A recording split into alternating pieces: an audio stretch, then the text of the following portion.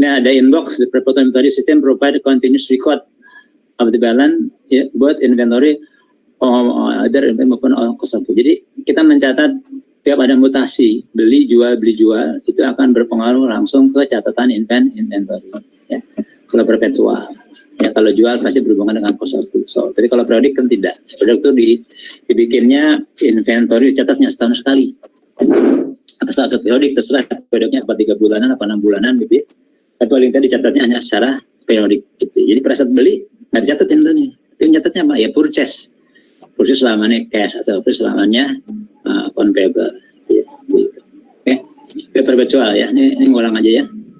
Sekarang kalau periodik itu pada saat beli dijualnya merchandise pada saat beli yang dijualnya apa? DBT purchase. Nah, saya mau tanya ini kursor saya kelihatan nggak di sana ya? Bergeraknya nih. Halo? Kelihatan Pak. Kelihatan ya? Kelihatan Pak. Ya, makasih.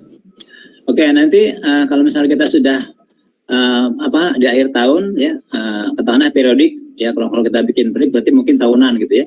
Nanti kita hitung berapa inventory kita sisanya, nanti kita catat, baru kita catat inventory. Nah, gitu. Jadi bedanya di situ ya. Inventory nanti inventory lawannya cost of goods sold jurnalnya ya. Nah, ini misalnya contoh kita punya inventory misalnya 100, ini di awal ya. Terus kita beli net 800 net itu artinya barangkali nanti kita pada saat beli ada sales rate pada saat beli ada purchase return and allowance gitu ya, atau ada purchase discount gitu ya, atau mungkin ada deduction pengurangan gitu ya, itu jadi net gitu. Jadi kalau misalnya kita beli barang standarnya 1000 ternyata barangnya nggak cocok 100 maka kita kembalikan, maka nanti tinggal netnya 900. Ternyata pada saat kita beli kita ngambil diskon gitu kan, sehingga nanti dapat diskon lagi. Jadi nanti misalnya diskonnya misalnya 100 ya, dapat lagi tinggal proses tinggal 800 misalnya kan. Ada lagi deduction lagi misalnya kan, pengurangan apalah misalnya rebate atau apa, misalnya 100 lagi nanti tinggal 700. Jadi itu namanya net ya. Jadi kita ada awal ditambah beli 800, jadi barang yang tersedia adalah 900. Nah, digorengin dengan ending. Nah, nanti dapatlah dia cost of goods sold gitu ya. Nah, ini yang 125 ini kita catat setelah kita melakukan cek fisik kalau di ini ya. Maka nanti ada jurnalnya ya. Jurnal itu ini misalnya ini kalau ini kita preparing comparing periodik dengan perpetual ya. Jadi misalnya begini inventory ini tadi ini lain perhitungan ya. Jadi kita punya inventory 100 unit gitu ya. Nah, harganya $6, totalnya 600. Dibeli 100 unit harganya 6 jadi 5.400. Salesnya, nah setelahnya harga sell ya, setelahnya harga jual ya, bukan harga beli. Nanti kalau kita pengen harga beli, nah mesti dilihat dari yang mana nih. Kita kan punya, kalau kita bisa menjual 600 unit, dari mana menjualnya pakai harga yang mana gitu kan. Karena kita punya 100 unit, harganya 600, harganya sama nih. Kalau harganya beda, ini mesti pakai menggunakan FIFO atau LIFO nih ya. Jadi salesnya 600 unit dengan harga, ini harga jual ya, bukan harga beli. Jadi harga belinya berapa? Ya $6. Karena kita ambil yang dari mana nih? Kita kan berarti kan punya 1000 unit. 100 sama 9, jadi 1000 unit. Kejualan harganya sama-sama $6. Jadi kalau kita jual 600, ya berapa harga pokoknya? Ya 600 kali $6 gitu. Nah, ini inventory-nya tinggal 400. Nah, jadi kepala di sini pertanyaannya, tolong dicatatkan menggunakan baik perpetual maupun periodik. Nah, karena kita yang perpetual dulu ya. Kalau kita beli, kalau kita beginning ya ini kan udah given datanya. Kita punya beginning dari 100 unit harganya $6. Nah, dibeli nih 900. Maka kalau di perpetual ya inventory lawannya accountable nih kalau pakai utang ya, kalau pakai kas namanya cash ya. Dijual 600 unit, dapat duitnya berapa? 600 kali 12 berarti kan dapatnya ini pasti AR consumable, jadi 12 kali 600 jadi 7 lawannya sales. Nah, jurnal satu lagi kalau dari perpetual adalah cost of goods sold lawannya. Nah, dari mana sekarang cost of goods berapa nilainya? Nilainya ini kita kembali lagi ke slide berikutnya. Nilainya berapa? Nilainya yang dijual itu nilai harga pokoknya adalah 600 dikalikan $6. Jadi 360. Bukan dikalikan 12. Ini harga jual 12 nih, bukan harga pokoknya. ya. Jadi kita jual dapat harganya 12, dapatnya 12 kali 600 jadi 200, yang cost of goods sold-nya 600 kali 6.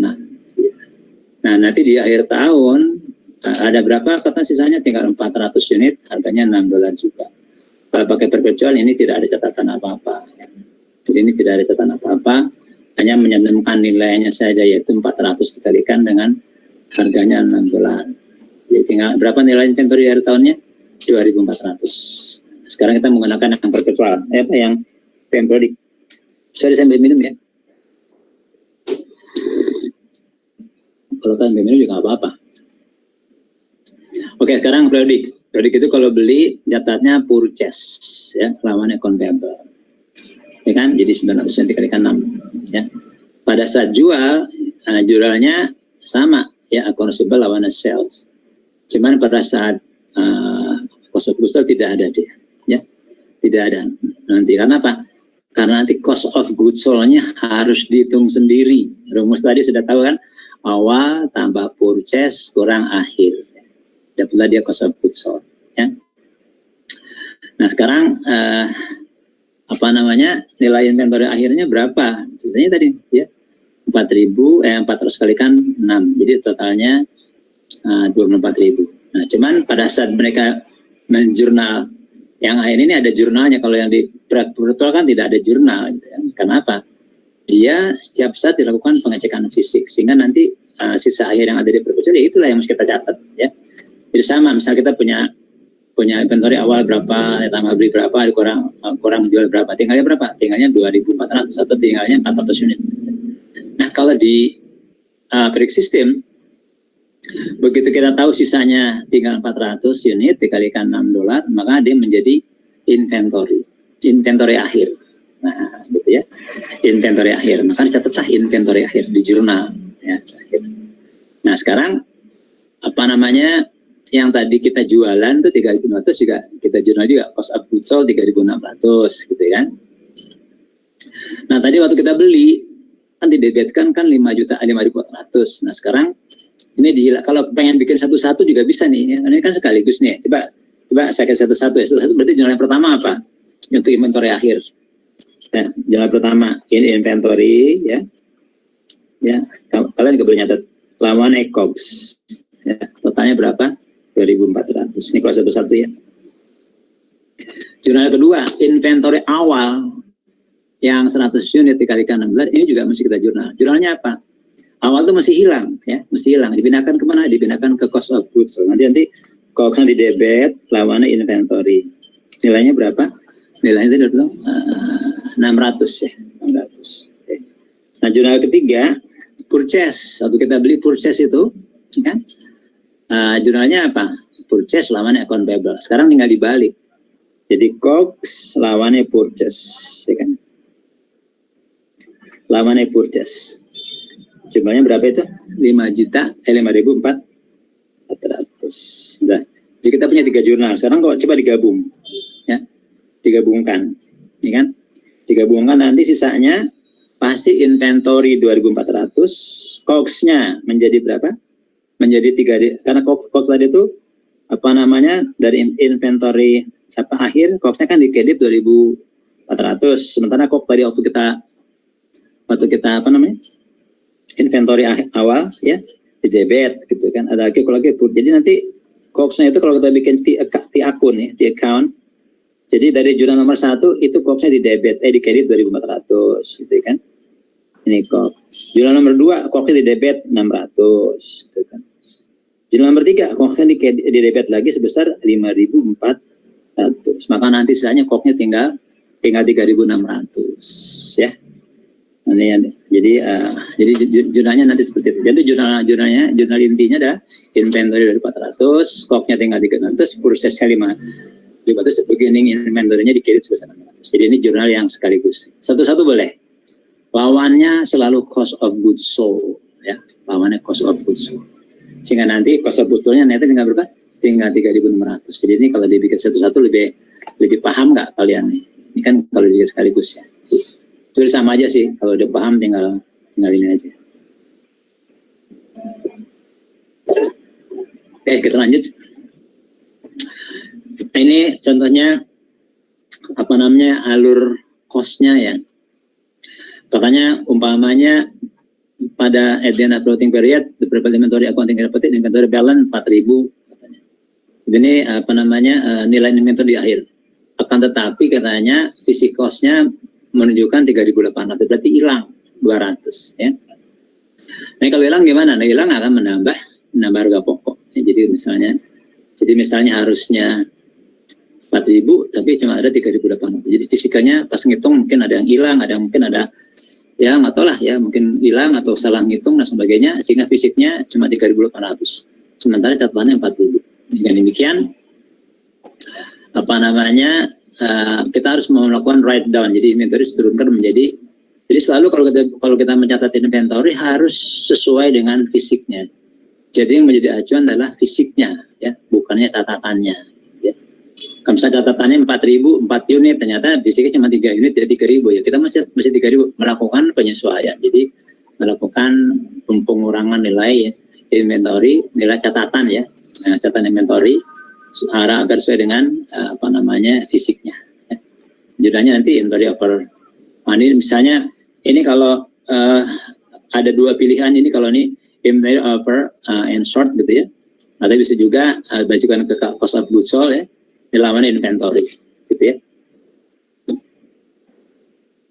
Ini dari inbox katanya inventory over atau short tuh bisa juga inventory-nya tuh bisa juga kelebihan gitu ya. Jadi misalnya kita catatan 4.000, ternyata pas kita cek musik inventory malah 4.100, itu kelebihan. Kalau ini kebetulan kurang, jadi short.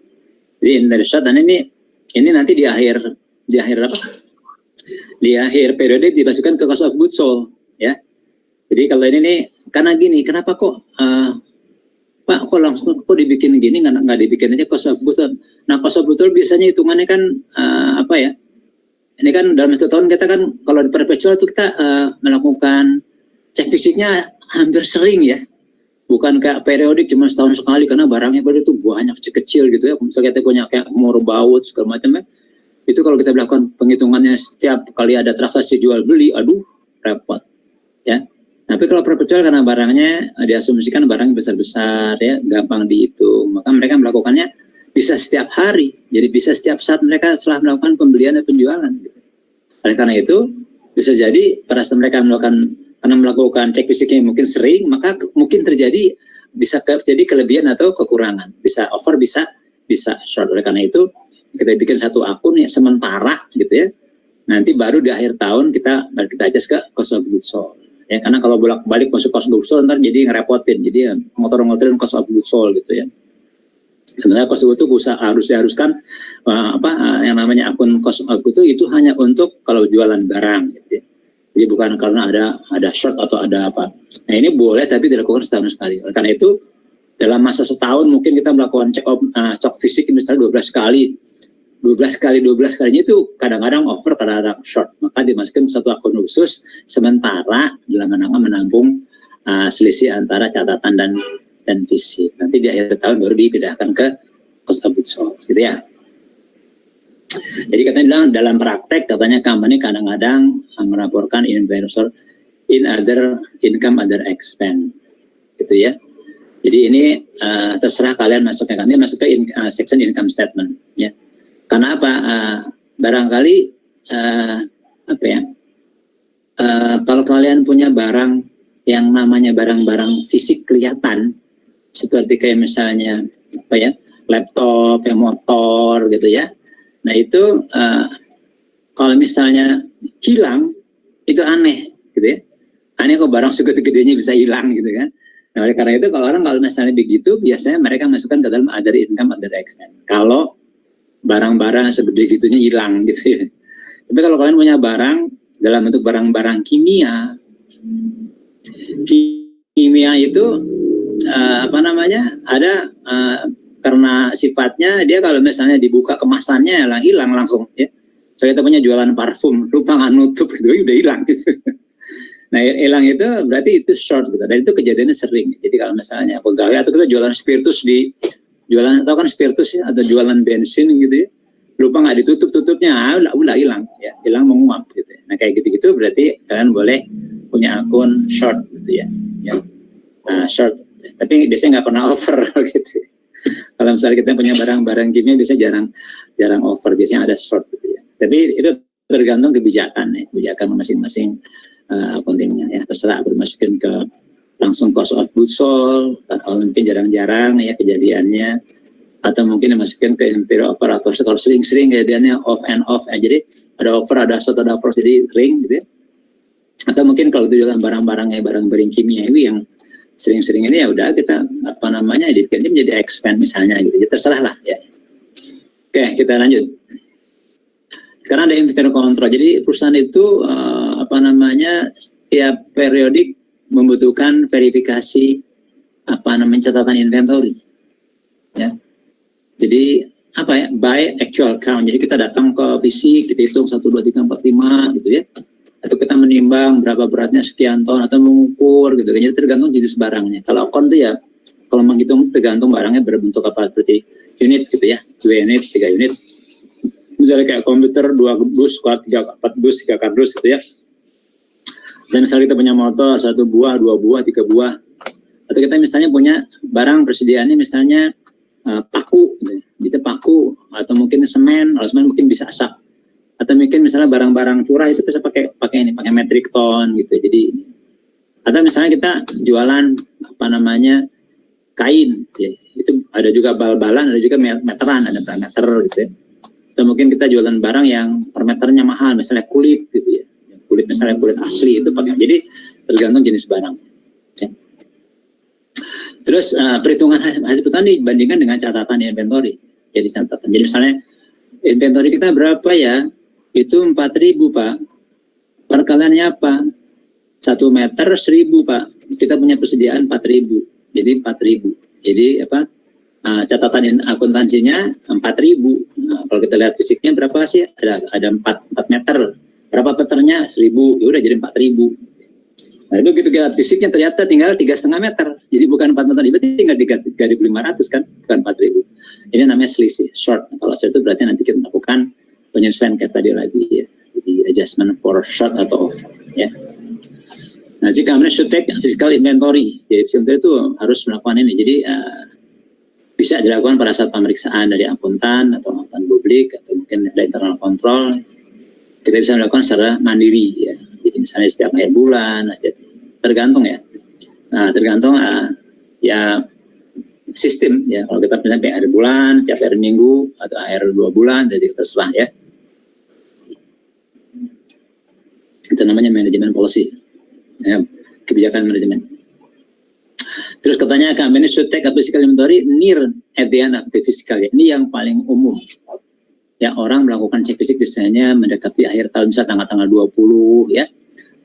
Tergantung kegiatannya, peak-peaknya kapan, itu lagi sibuk-sibuknya kapan, lagi senggangnya kapan, itu kita bisa melakukan cek fisik ya. Tapi umumnya orang melakukan mendekati akhir tahun ya. Karena kan cek fisik itu yang wajib setahun sekali, yang wajib itu. Baik kita menggunakan periodik maupun yang perpetual ya. Jadi kalau mau dibikin setiap hari juga boleh kalau kalian punya waktu.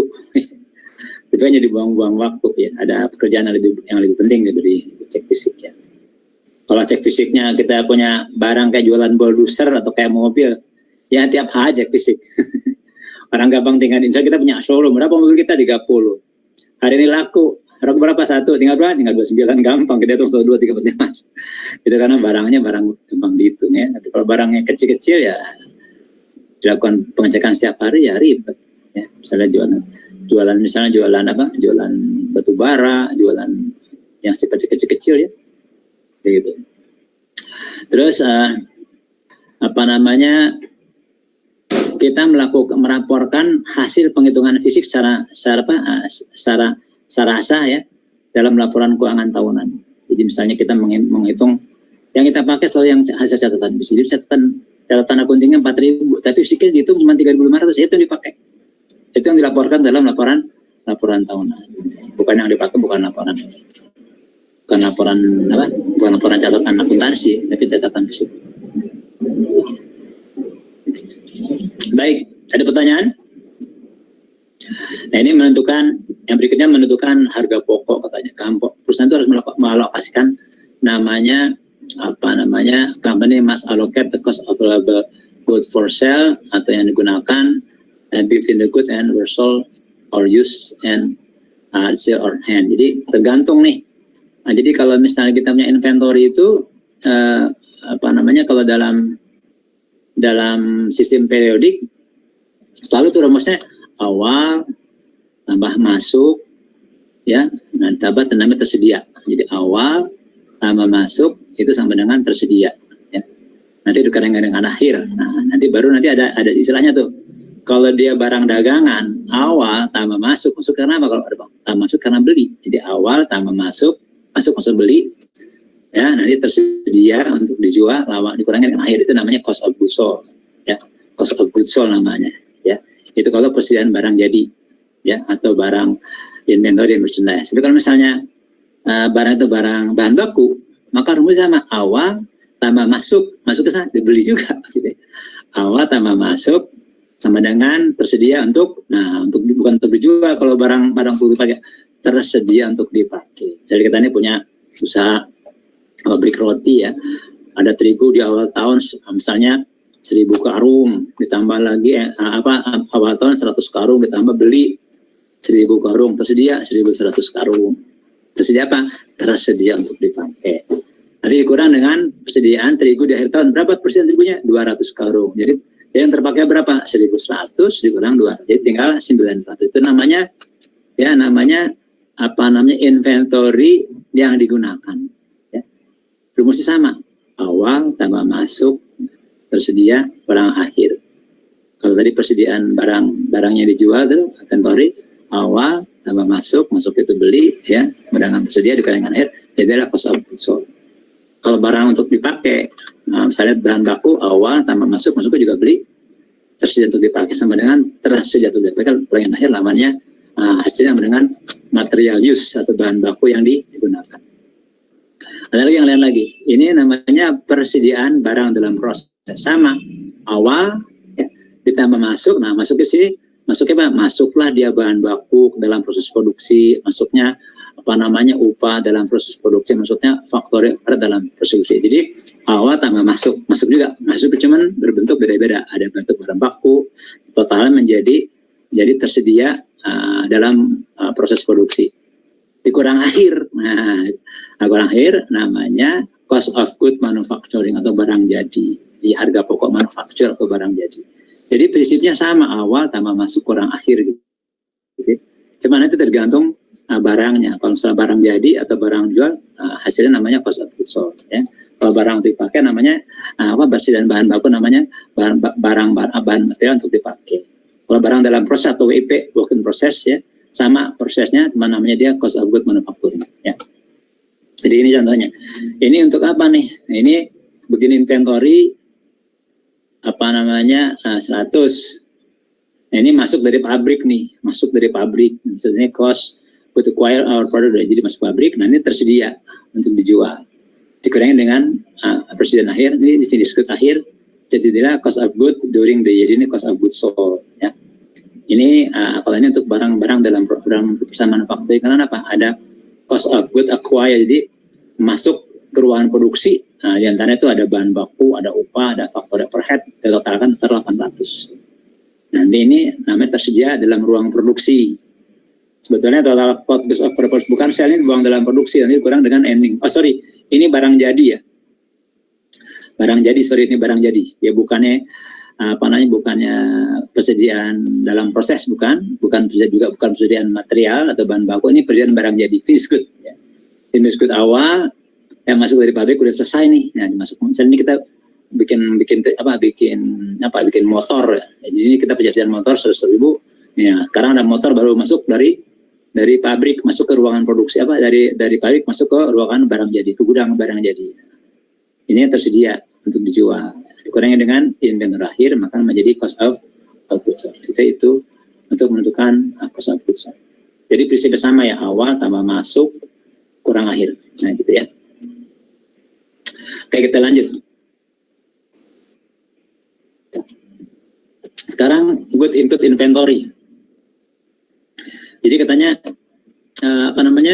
perusahaan harus mengakui inventory dan accountable at the time it control the asset. Jadi kalau misalnya kita beli inventory ya tergantung, kalau belinya pakai cash ya kita nggak ada account payable. Tapi kalau belinya ngutang ya ada account payable, gitu ya. Terus apa namanya pelepasan hak atau title ya sering digunakan untuk menentukan kontrol, because the right obligation are established legally. Jadi kalau misalnya kalian beli barang dari orang, gitu ya, begitu barangnya kalian terima, itu berarti secara fisik barang sudah kita terima dan itu punya hak kita, walaupun belum dibayar, karena mungkin kita ngutang. Itu ya, begitu dia di pressure itu penyerahan barang, penyerahan title gitu ya. Nah, kalau misalnya title tuh kayak misalnya kalau kita misalnya jual beli mobil itu ya, mobil itu di samping fisiknya ada mobil juga ada title-nya, ada BPKB-nya. Jadi ini begitu barangnya sudah kita terima, juga title-nya sudah kita terima, maka itu sudah menjadi milik kita, ya kan? Tapi kalau misalnya kita berjual beli rumah itu balik nama dulu baru milik kita gitu kan. Jadi kalau kita jual ya sekarang secara legal kita udah beli pakai notaris, ada akte jual beli gitu. Tapi rumah itu belum atas nama kita. Kenapa? Belum punya kita apa? Sudah punya kita, cuman belum dibalik nama. Jadi masih nama orang yang jual gitu. Nah, itu mesti dibalik nama dulu. Jadi karena kalau jual rumah itu harus dibalik nama, nggak boleh nama orang. Tapi kalau kita jual beli mobil bisa saja nama orang itu masih tertera di BPKB kita, walaupun itu udah pakai setiap tahun gitu, namanya nama orang ya. Nah, untungnya apa? Nanti kalau misalnya ada tilang, e-tilang segala macam, ya nanti kita nggak harus bayar. Kenapa? Nanti tagihannya ke pemilik semula. Karena apa? Karena kita beli barang yang BPKB-nya belum dibalik nama, gitu. Seperti itu. Jadi seperti itulah ya kira-kira. Ya. Yang berikutnya tentang good inventory. Jadi ada namanya barang dalam transit. Jadi kalau misalnya kita beli barang dari luar negeri, ya, katakan misalnya beli komputer 1000 box, ya. Itu barang itu berarti kan nggak bisa langsung sampai, nggak mungkin instan langsung sampai di ruang kita, ya kan? Nah itu pasti nanti dikirim sama orang. Ya. Nah dikirim itu berarti barang itu belum nyampe. Jadi kita nggak boleh walaupun udah dibayar. Jadi kalau kita beli barang dari luar negeri itu kita mesti bayar duluan loh. Jadi kita bayar dulu, barangnya belum nyampe, masih di perjalanan, gitu ya. Nah, kita nggak boleh tuh. Jadi membukukan, misalnya kita beli komputer 1000 box dari Amerika. Udah kita bayar, kita bukukan komputer 1000 box lawannya kas. Orang udah dibayar. Gitu. Ternyata begitu kita masukin ke daftar inventory, ada orang beli komputer gitu kan. Ternyata di komputernya, di pembukuannya masih sudah lengkap tuh. Ada 1000 box atau 1000 komputer. Kata si bagian penjualan, iya Pak, Bapak mau beli berapa box? Saya mau beli 100 box Pak. Gitu. Begitu saya barangnya nggak ada di gudang, tapi catatannya ada. Nah, itu namanya nggak boleh ya. Jadi kalau kita misalnya beli barang dari luar negeri, fisiknya belum nyampe, tapi mesti kita catat asetnya, karena Pak, uang itu udah keluar. Ya, uang itu udah kita bayar, maka kita catat inventory in transit, di barang atau barang dalam perjalanan, atau inventory dalam perjalanan. Itu sudah kita catat asetnya, cuman belum bisa kita jual. Kenapa? Fisik barangnya belum ada. Tapi pengakuan asetnya mesti diakui, kenapa? Uang itu udah keluar. Jadi kalau misalnya kita ngeluarin uang, ada uang keluar 100 miliar, lawannya kas, debitnya apa? Piutang, bukan piutang, orang kita beli barang gitu. Karena gitu ya. Nah sekarang kalau kita beli barang dari luar negeri gitu ya, ini passing title-nya itu memang kalau berarti kan kita perlu waktu ya, karena itu barang mesti jalan dari Amerika. Kalau kita beli barang partai besar, kita nggak mungkin bisa pakai pesawat terbang, ongkosnya mahal, ya kan? Dengan pakai kita kapal laut, jadi kita bayar per kontainer, jadi per square feet lebih murah ya kalau untuk pakai kapal laut. Cuman jalannya bisa 3 bulan dari Amerika ke Indonesia. Ya. Kalau kapal terbang bisa ya 20 jam sehari, ya 20 jam. Tapi biayanya mahal, ya mahal banget karena kan itu ukuran space-nya kan pasti mahal. Ya. Itu nanti kalau kita beli barang luar negeri, itu nanti ada syarat pengiriman, namanya ada FOB shipping point. Jadinya apa? Kita membayar uang itu ya cumanya sampai shipping point. Misalnya kita nih beli komputer dari Amerika 1000 box, totalnya katakan 100 miliar. Udah kita bayar cuman sampai si pabrik itu membawa barangnya itu sampai di atas kapal biasanya. Jadi free on board namanya FOB. Ya. Jadi nanti dari kapal itu kalau nggak dibayar ongkos perjalanan kapalnya, ya barang itu ya nggak bakal diangkut-angkut. Mesti kita bayar ongkosnya. Nah, ongkosnya berapa nih? Nah, ongkosnya yang bayar kita. Jadi kita membayar hanya sampai dengan FOB shipping point. Jadi kita lebih murah nih ya. Jadi kita bisa negosiasi sama orang itu. Kalau kita pakai kapal ini aja Pak, kapal ini akan melewati Amerika setiap hari ini. Kapal itu aja. Jadi kita bayarnya pakai apa namanya? Pakai pelayaran sudah kita tunjuk. Jadi nanti si penjual atau vendor naikin barangnya sampai di atas kapal itu free, ya. Nah ini begitu kapal itu berlayar dari Amerika ke Indonesia, nah kita bayar melalui agen. Misalnya kita punya agen di sini yang dibayar, ya. Jadi kita bayar lunas barangnya dengan fasilitas barang itu sampai di atas kapal. Jadi free on board shipping point. Nah, begitu berlayar, si orang itu tidak tanggung jawab lagi yang jual itu, ya. Karena apa? Nanti kita yang bayar sendiri, ya. Sekarang kalau yang FOB destination lebih mahal. Jadi kita bayar ongkos angkutnya sampai dengan Indonesia, gitu. Jadi barang ini misalnya kalau barang doang, misalnya kalau shipping point ini misalnya 100 miliar. Sampai negara kita, gitu ya. Nah, itu nanti bayar lagi misalnya 10 miliar, jadi 110 miliar. Jadi ongkosnya ini 10 miliar. Gitu.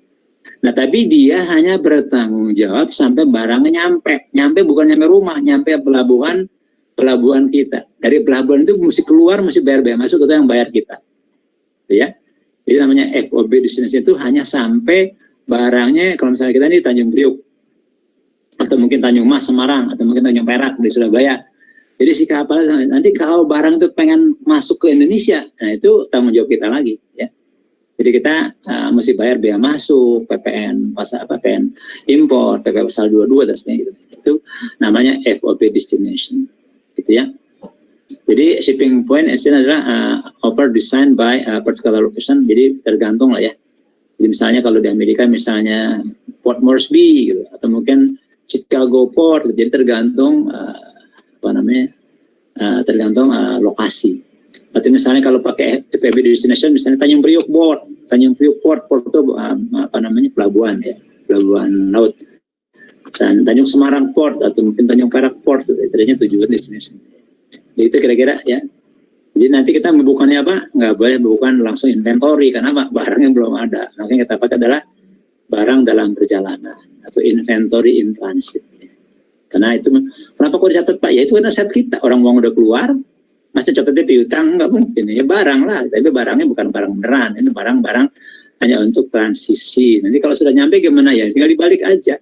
Kayak misalnya kalau tadi kita buat jurnal inventory in transit lawan nekas, nanti begitu nyampe barangnya, ya nanti saatnya dikreditkan, inventory beneran didebetkan, gitu ya.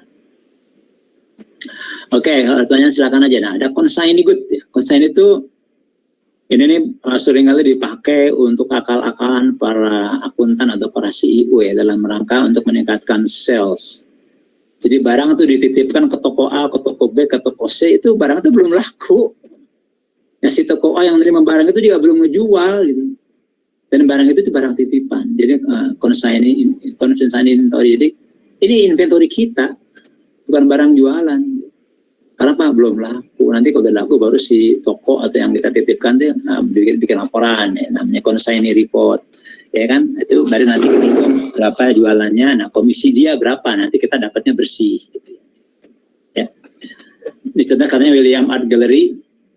Consignor itu yang punya barang. Kalau consignee itu orang yang kita titipkan, ya. Jadi consignee ship various merchandise to Sotheby Holding USA. Consignee ini jadi ini perusahaan consignee-nya. Yang who act as William agent, jadi sebagai agen.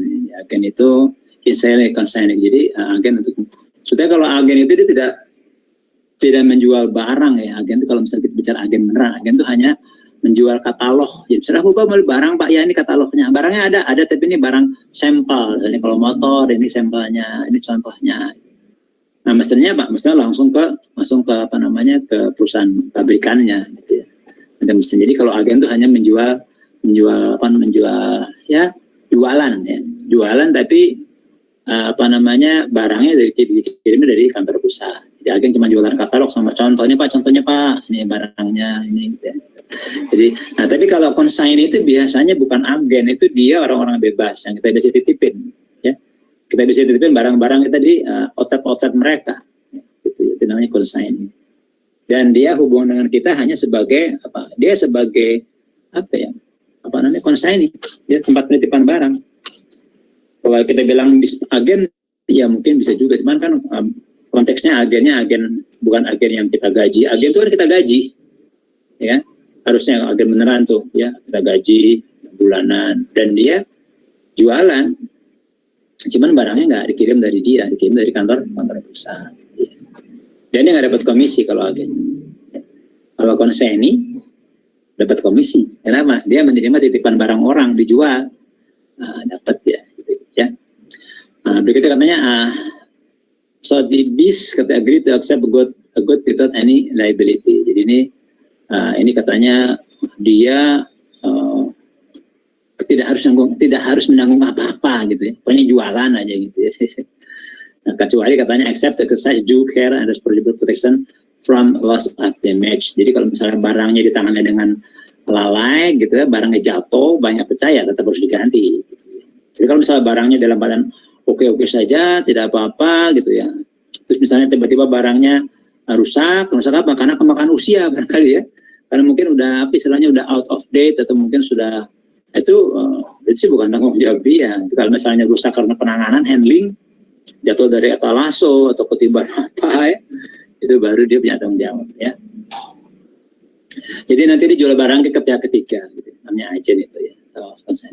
Dan berikutnya katanya when Sotheby's sell the goods, it remit the revenue less a selling commission and expense. Jadi ya seperti biasa, kalau konsen itu kan dia jualan barang, ya kan. Katakan misal jual barang, di situ barangnya belum, di daerah itu belum ada barang itu, dia iklan gitu kan, di radio setempat atau di koran lokal setempat. Jadi orang tahu, oh barang ini bagus ini, dia bayar. Nah dibayar itu kan untuk kepentingan si kantor konsignor. Jadi nanti dikurangin dari hasil penjualan. Misalnya dia jualan dapat 500 juta, dikurangin biaya iklan, biaya macam-macam gitu ya, tinggal 400 juta, itu story nanti. Jadi remit artinya dia harus menyetorkan hasil penjualan. Remit dari revenue, jadi melaporkan atau membayarkan hasil penjualan, dikurangi dengan biaya komisi gitu ya, atau ada expense yang terjadi ya, itu ada expense iklan gitu ya, atau misalnya endorsement. Sekarang ada endorse gitu ya. Endorse itu kan nggak dapat duit, tapi dapat barang. Oh foto ini bagus nih, saya mau pakai 2 gitu, misalnya kayak Arabi Ahmad misalnya, atau siapa kayak Baim, oh bagusnya barang, dia dapat duit, cuma dapat barangnya ya. Ada juga yang dapat duit kalau mungkin barangnya mahal ya. Misal barang harganya misalnya 500 juta. Oh kasih barang yang mahal ya, kasih duit aja misalnya cuma berapa juta gitu. Itu namanya endorsement. Kayak pembalap Rossi itu dia bisa dapat motor yang dia tunggangi setiap balapan itu kalau dia punya prestasi baru dikasih. Kalau nggak dikasih, karena motornya mahal itu. Ya kan, walaupun dia selama tiap balapan, tiap mingguan melakukan endorsement, oh motor ini bagus di sini, tapi dia tetap tidak bisa mendapatkan motor itu karena motornya mahal. Dengan masih yang itu bayar aja dari Rossi itu, ya. Sama bayar, tapi bayar mungkin hanya 1/100 dari harga motor ya, kalau mengendorse itu kan, gitu, ya. Oke, jadi good out on consignment remain property of the account. Jadi kalau kalian punya barang dititipkan ke orang, barang itu tetap punya kalian. Dalam laporan inventory mesti disantumkan itu inventory, gitu ya. Nggak boleh seolah dijual. Nah, itu kan penakalan para manajemen itu, barang-barang di konsignor itu seolah-olah dia jual, belum jual. Dalam rangka apa? Meningkatkan sell, supaya apa? Supaya bonusnya tinggi. Tapi belum jualan. Ketahuan nanti di awal tahun dibikin jurnal reverse. Nah, ketahuan itu ya. Berbondong-bondong ada pengembalian, berarti bukan pengembalian itu untuk meng-cancel penjualan konsign yang tadi dianggap sebagai jualan beneran, jadi dibalikin lagi ya, gitu ya. Oke, kita lanjut. Ini belum ada pertanyaan nih. Izin bertanya Pak. Izin bertanya Pak. Ya, alhamdulillah adanya. Siapa nama? Jadi yang cowok dulu tuh. Ini kelas 328 ya? Iya. Tanggal 1 ya, tanggal 1 Desember. Ya, silakan. Siapa nanya? Siapa nama? Ki Agus Arif Atala Naupal, Pak. Ki Agus Arif. Nomor berapa apanya? nomor absen 16. 16 KGF ya? Iya. KGF ya. Ya, Arif, silakan Arif. Izin bertanya Pak, yang tadi Ya. kan untuk barang konsinyasi itu jika terdapat hilang ya Pak, atau semacamnya, apa juga dilakukan semacam penyesuaian seperti inventory open and sort? Jadi gini, tadi kan ada, kalau misalnya, tadi kan ada, kalau hilang, kalau apa ya, tadi ke klik. Dan misalnya ada, Serbi agrees to accept the good without any liabilities. Nah ini, kalau misalnya, ini kayak gini, berarti gini, pokoknya Bapak terbebas dari, tuntutan, gitu ya. Jadi misalnya saya ini menitip barang ke kamu, Arif, karena kamu punya toko gitu ya di pinggir jalan, banyak orang yang pada nitip barang di kamu tuh gitu, karena tokonya ramai gitu ya, dilalui oleh banyak orang lah. Terus Arif, saya menitip sampo ya, ini sampo sampo alami ya, tidak pakai bahan-bahan kimia gitu, atau istilahnya sampo organik. Organik. Nah, Pak, ini kalau misalnya barang jatuh, bocor atau apa, ini saya masih bayar Pak, nggak usah gitu ya. Artinya kalau misalnya barangnya ternyata bocor, ya kamu nggak usah ganti, tapi bisa dibuktikan Pak ini bocor Pak, gitu ya. Itu Pak netes tuh, maka saya kasih lakban nih Pak, nih biar nggak ya. Jadi ini kalau kayak gitu berarti nggak apa-apa. Jadi artinya Pak, dalam konteks ini adalah without any liability. Jadi si consignee itu agree to accept without any liability. Jadi kalau ada tuntutan, tidak ada tuntutan lah. Tapi kalau barangnya hilang, kalau barang hilang tetap mesti ganti. Gitu ya. Jadi misalnya kalau barang hilang, misalnya barang dititipin 10, ternyata hilangnya 2, ya udah mesti ganti. Gantinya apa? Ya dianggap sebagai laku dijual, gitu. Ya. Jadi kita nggak boleh membebaskan itu. Nanti kalau besok malah kayak anakan gitu ya. Jadi kalau misalnya barangnya hilang ya tanggung jawab kamu, Rip. Jadi kalau saya nitipin barang 10 nih sampo organik gitu. 10 nih ya, suksesin ya, tanda tangan terima 10 sampel dari Pak Asep, sampel organik, sudah. Ya. Terus sebulan kemudian, itu nanti perjanjian, misalnya tiap sebulan sekali nyetor, atau tiap sebulan sekali melaporkan. Nah, kamu sebulan melaporkan, Pak, barang hilang 2 Pak, buktinya mana? Perjanjian kita kan kalau hilang, Bapak mesti ganti, gitu. Tapi kalau misalnya bocor, kalau apa jatuh, ini harus ada buktinya, gitu ya. Ternyata hilang beneran, kan mungkin dicuri sama customer yang nakal, gitu ya kamu mesti ganti. Gitu ya. Jadi tapi kalau misalnya kita saya ngasih kebebasan, pokoknya kamu bebas dari segala macam liability. Berarti artinya apa? Kalau hilang yang nanggung saya. Nah kalau hilang kayak begitu, kalau hilang berarti itu tadi yang di awal tadi kita bisa dimasukkan ke dalam. Tadi hilang berarti kan fisiknya kurang ya. Bisa dimasukkan satu akun yang over atau short, atau bisa langsung dimasukin sebagai kerugian, atau dimasukkan ke cost of goods langsung boleh. Jadi itu salah satu cara untuk menangani barang-barang yang hilang, barang-barang yang rusak, barang-barang yang nggak bisa dipakai lagi. Jadi itu ya. Jadi penanganannya sama dengan kita melakukan cek fisik, sama jika kita kurang, ya bisa pakai akun sementara yang tadi over atau short, bisa langsung ke cost of goods, atau bisa juga langsung ke income statement dianggap sebagai kerugian. Nah, itu tergantung kalian pilihnya yang mana. Kalau saya cenderung menggunakan yang nantinya harus ke cost of goods sold, dengan catatan ya kehilangannya itu normal itu tergantung manajemen ya. Misalnya kita punya barang 1.000, 1% hilang, berarti 1% berarti berapa? 10 ya, itu normal. Nah kalau normal boleh lah itu sebagai cost of goods sold. Tapi kalau normal hilangnya tidak normal 5%, itu kemungkinan ada yang hilang, ada yang nyuri, ya itu harusnya kalau saya dimasukin ke laba rugi, itu kerugian karena kehilangan barang. Itu karena apa? Karena mungkin kita SOP-nya atau prosedurnya lalai ya dalam mengamankan inventory. Dan itu tidak boleh berlaku lagi tuh tahun depan. Kok sampai hilang 5% itu? Ini ada apa-apanya? Jangan-jangan karyawannya yang nyolong, gitu kan kita nggak tahu. Ya. Jadi boleh dimasukkan ke cost of goods sold asalkan kehilangannya normal. Normal itu kalau kita punya barang kayak kalian punya supermarket kayak Alfa gitu kan, orang dari mudik masuk gitu, itu kemungkinan hilangnya ada, itu orang nyantongin, orang ada aja orangnya. Nah itu hilangnya berapa? Misalnya kehilangan 0,01% Pak, nah, itu normal artinya kan. Nah, itu boleh kita anggap sebagai menambah cost of goods sold. Tapi kalau misalnya kehilangan tidak normal, kalau saya dimasukannya ke dalam laporan laba sebagai kerugian kehilangan. Dan itu tahun depan nggak boleh kejadian lagi. Kenapa? Masa setiap tahun hilang mulu? Berarti kan kita perusahaannya penanganannya kurang baik ya terhadap mengamankan harta kekayaan perusahaan. Itu ya, Dit. Baik, Pak. Oke, tadi saya kira ada lagi yang wanita, siapa tuh? Saya, Pak. Anissa Nur Hanifah, Ya, nomor urut 4. Siapa namanya? Anissa Nur Hanifah, nomor urut Anissa. 4. Oke. Iya, Pak. Anissa, silakan Anissa. Izin bertanya, Pak. Jadi kalau yang tadi kan, kalau inventory-nya hilang gitu, kan berarti inventory over and sort. Nah, kalau suatu saat itu barangnya itu ketemu gitu, Pak. Itu berarti gimana, Pak? Jurnal atau Dibalik perlakuannya? gitu hanya. Oh, tinggal dibalik Catatannya aja. barangnya masih bagus ya. Dibalik ya. Iya. Catatannya dibalik. Ya. Oh, Itu ya iya, Anissa. gitu. Iya, makasih ya, Pak. Enggak, catatan hilangnya normal ya. Kalau yang enggak normal banyak gitu ya. Nah, tadi Iya, itu Pak. masih ya, tapi begitu selang 1 minggu ternyata bukan hilang, salah naruh. Hilangnya kalau dihitung itu 5% dari total inventory, rata-rata stok inventory. Ternyata bukan hilang, salah nyimpen. Nah, seperti kan sama dibalik juga.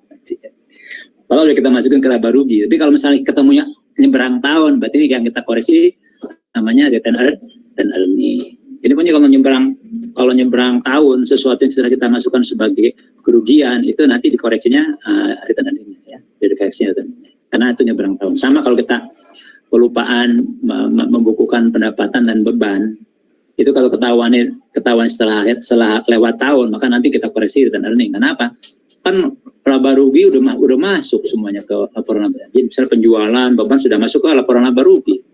Kalau kita koreksi lagi ke beban, itu nggak bisa karena udah nyebrang tahun. Oleh karena itu dikoreksi nanti laba return earning-nya, ya, gitu ya. Ya, ada lagi silakan tanyaan. Ya, silakan. Izin Pak, mau tanya. Siapa nama? Zakius Naroid, absen 30. Justi? Zaki Pak. Oh, Zaki, sorry Mas. Iya Pak. Ya, Zaki, silakan. Ada akun khusus nggak Pak buat nyatet inventory yang dititipkan ini Pak? Inventory yang ada akun khususnya nggak Pak buat nyatet buat nyatet si inventory yang dititipin ini dari si konsinyur. Kalau nggak salah konsinyur tadi yang nitipin ya Pak? Iya, ada akun khusus. Kalau nggak ada, kalau saya dulu jualan barang juga gitu ya, cuman yang saya titipkannya sedikit karena dalam rangka untuk, jadi kan gini ya, konsignee itu kan sebetulnya itu tata cara kita berpromosi yang gratis ya, tata cara berpromosi yang gratis. Jadi kalau kita pakai promosi ini kan mahal, itu bayar iklan, bayar apa, yaudah kita titipannya barang ke orang, kita kasih komisi dia kan, jadi kita tidak bayar biaya iklan kan gitu kan. Kita naruh banner ya, banner tuh X-file, jadi X banner tuh, jadi di depan toko misalnya sampo organik, bahan-bahan gini-gini, udah kita orang pada lewat melihatnya, tertarik beli gitu kan. Artinya apa? Dia toko itu kita jadikan sebagai alat promosi. Nah, kalau kecil seperti itu, misalnya kita cuma sedikit, kita tidak perlu ada akun ngotorin, ya. Dengan kita bikin catatan namanya off balance sheet, catatan di luar pembukuan. Jadi nanti inventory dalam normal yang dalam catatan laporan keuangan kita. Dengan catatan barangnya sedikit. Nah, sedikit itu ya relatif ya, misalnya mungkin 1% dari total inventory, saldo inventory misalnya kan. Itu kita pakai off balance sheet saja. Tapi kalau banyak itu termasuk masih ada pembukuan, consignor inventory, ya harus ada pembukuan. Kalau enggak nanti susah ngontrolnya. Atau kalian bikin satu buku kontrol namanya inventory, nanti ada subsidiary itu ada inventory consignee gitu. Nah, jadi bisa dilakukan seperti itu ya. Jadi kalau misalnya banyak, dibikin satu akun consignor inventory, kan? Atau dibikin subsidiary gitu ya. Buku besar pembantu subsidiary dalam rangka untuk mengontrol. Karena kan kalau banyak ngontrolnya susah, karena kan kita punya consignee misalnya ada 100, wah itu udah mesti ada buku beneran itu. Karena kan repot, karena kan setiap tahun atau minimal tergantung, misalnya kita bikin laporan keuangan bulanan gitu. Jadi si konsen ini mesti bikin laporan bulanan, itu ribet juga tuh. Karena nanti ada pembukuan, misalnya kan barang itu dikirim, kita mesti ngasih, misalnya kita ngirim barang, dia pakai ongkos itu akan menambah harga inventory. Inventory consignor. Karena yang normal inventory harga misalnya 5.000, begitu titipan ke orang 5.000 bukan 5.000 karena plus ongkos ngirimnya itu misalnya 5.100, jadi beda harganya. Walaupun sama-sama komputernya, tapi kalau kosnya harganya udah naik, kenapa? Udah termasuk ongkos kirim di situ. Nah nanti harga jualnya mungkin agak ditinggiin atau mungkin biasa sih kalau kita jualan barang-barang itu harga yang dijual di kontainer sama harga itu sama. Jadi kita nggak bisa nggak boleh bedain harga. Sama, cuma nanti mereka nanti marginnya mungkin beda-beda. Kalau kita jualan barang melalui konsignor, konsignee pasti marginnya tipis. Karena apa? Karena mesti kasih komisi ke dia. Tapi kita nggak pakai bayar biaya iklan untuk daerah situ. Misalnya kita nih baru daerah Jawa Tengah kita kasih dia gitu. Nanti biar dia nanti yang promosi ke Jawa Tengah. Nah nggak apa-apa kita bayar komisi. Tapi kan kita nggak bayar biaya iklan, tidak bayar biaya promosi. Gitu. Jadi sebaiknya kalau banyak kita punya buku kontrol. Karena itu lalu lintasnya tuh sangat dahsyat gitu. Itu kan mereka cut-off-nya beda-beda kan, ada mentapot ke tanggal 15, bikin report yang tiap akhir bulan, ada tergantung kemauan si konsignor ini. Dan apa saya pengen 6 bulan aja Pak, kalau tiap bulan ribet lah. Ya lu tiap 6 bulan sih begitu banyak konsignor-nya, begitu banyak juga kerjanya mesti kita lakukan. Biasanya kalau saya kalau di perusahaan-perusahaan besar itu saya selalu ada petugas namanya ya. Jadi misalnya kan kalau kita punya staff accounting ada bagian AR gitu ya, ada bagian aset, ada bagian itu staff akuntansi itu ya. Ada misalnya bagian account receivable, pokoknya itu dialah. Tapi masternya seorang, jadi pembukuan di satu orang. Jadi misalnya pembukuan, misalnya kalau orang yang meng-entry data satu orang, mau satu hari 1.000 gitu, satu orang. Nanti begitu dia udah jadi account receivable untuk kontrolnya, masih ada lagi account receivable satu orang lagi. Ya. Untuk lagi misalnya account asset satu lagi orang lagi. Nah kalau kita punya konsignee, ya ini satu orang lagi ya, mengerjakan itu karena lalu lintasnya dahsyat itu ya. Jadi misalnya punya perusahaan namanya sepatu bata, titip-titipin, banyak banget kerjaannya gitu. Jadi gitu ya, Jaki ya, harusnya ada pembukuan kontrol. Kalau sedikit, ya kalau sedikit sih di luar pembukuan aja. Ya. Baik Pak, terima kasih Pak. Ya, ada lagi silakan. Izin bertanya Pak. Ya, siapa nama? Trisakti Wahyu, absen 29 Pak. Trisakti, absen 29. Ya, silakan. Jadi apabila ada suatu kegiatan pengembangan untuk persediaan gitu, ada pengaruh untuk pencatatan akuntansi di persediaan ya Pak? Iya, jadi kan gini, kita kan akuntansi itu kan merekam kegiatan transaksi ekonomi, gitu ya. Kita catat dan itu kan nanti kita laporkan. Kalau misalnya ada kegiatan ekonomi apapun namanya, entah itu project atau inventory, pokoknya semua harus ada catatannya.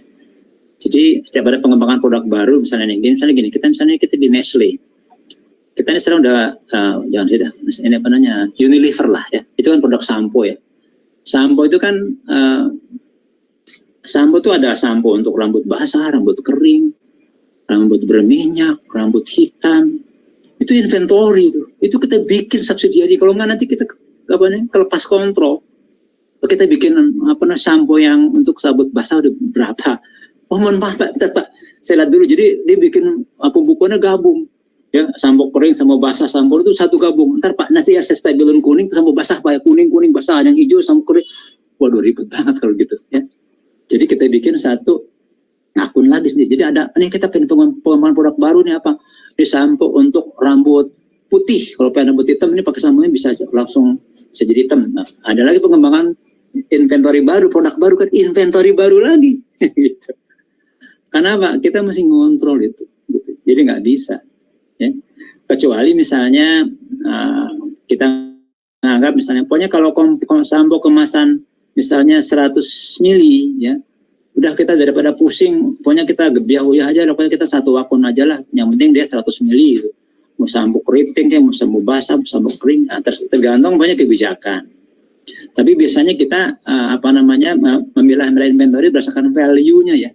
Value itu harganya. Biasanya kalau ada yang bilang misalnya udah kalau misalnya harganya misalnya nih sampo kemasan 600 mili gitu.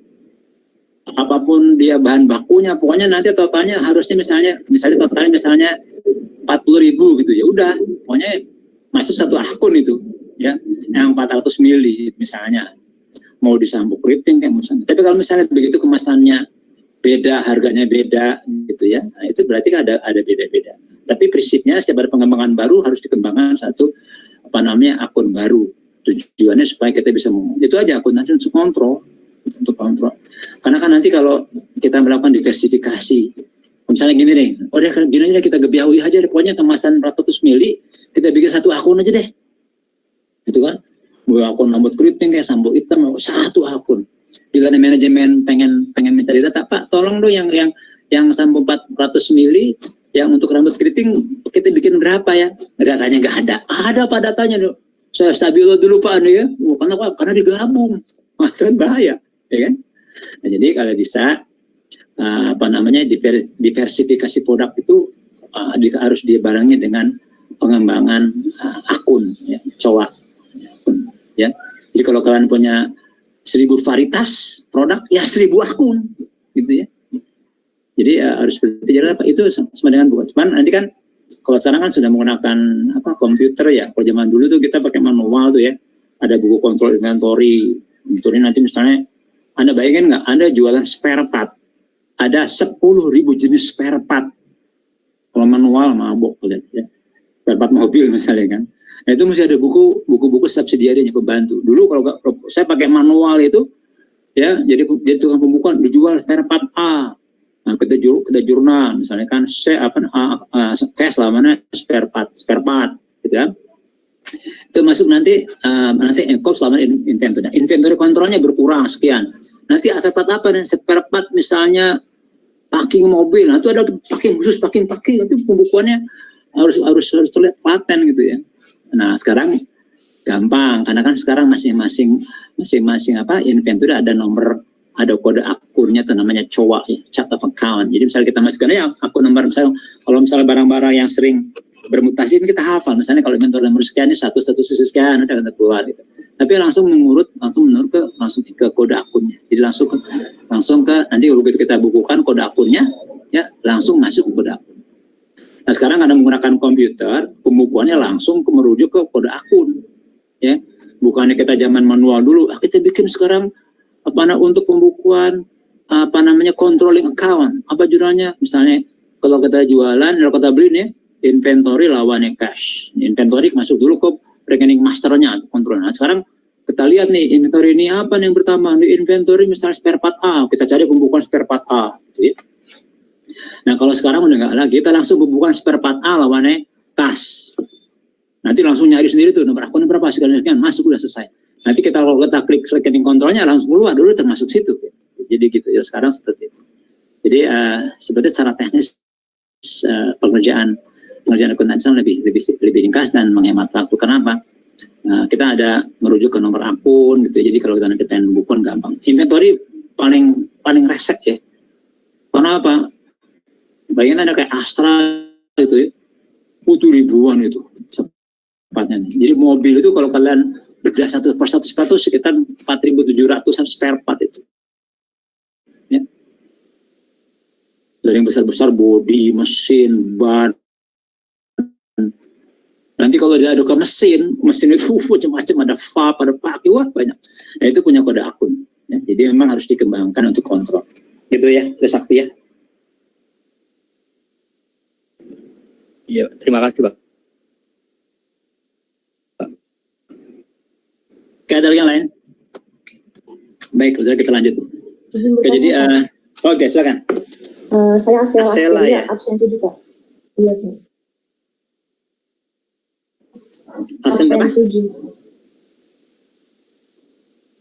Absen Iya. 07 ya? Ya, Jadi silakan. kan Bapak bilang kalau kita bayar tapi barangnya belum sampai, akhirnya akunnya tuh menjadi inventory investasi pada cash. Itu kan dari sisi pembelinya Pak. Kalau sisi penjualnya tetap sama kan ya Pak, cash pada inventory. Nah kalau yang jual kan, maksudnya kalau yang beli kan karena barangnya belum nyampe ya, kita inventory in transit lawannya cash. Ini luar negeri ya. Kalau lokal nggak berlaku, lokal kan barangnya udah ada. Dasarnya si penjual. Oleh penjual kan, misalnya nih kamu di Jerman, saya di Indonesia, saya beli barang ke kamu, gitu kan? Udah paling enak tuh kalau jualan ke luar negeri. Kenapa? Kalau jualan ke luar negeri itu barangnya langsung dibayar karena ada perjanjian internasional. Setiap orang beli barang itu mesti harus buka LC namanya. LC itu letter of credit. Jadi misalnya euro. Udah, saya mesti punya rekening di bank. Misalnya bank Mandiri. Nanti Bank Mandiri akan berhubungan dengan bank kamu yang ada di Jerman. Misalnya kamu punyanya Dutch Bank gitu ya, Bank Mandiri berhubungan dengan Dutch Bank.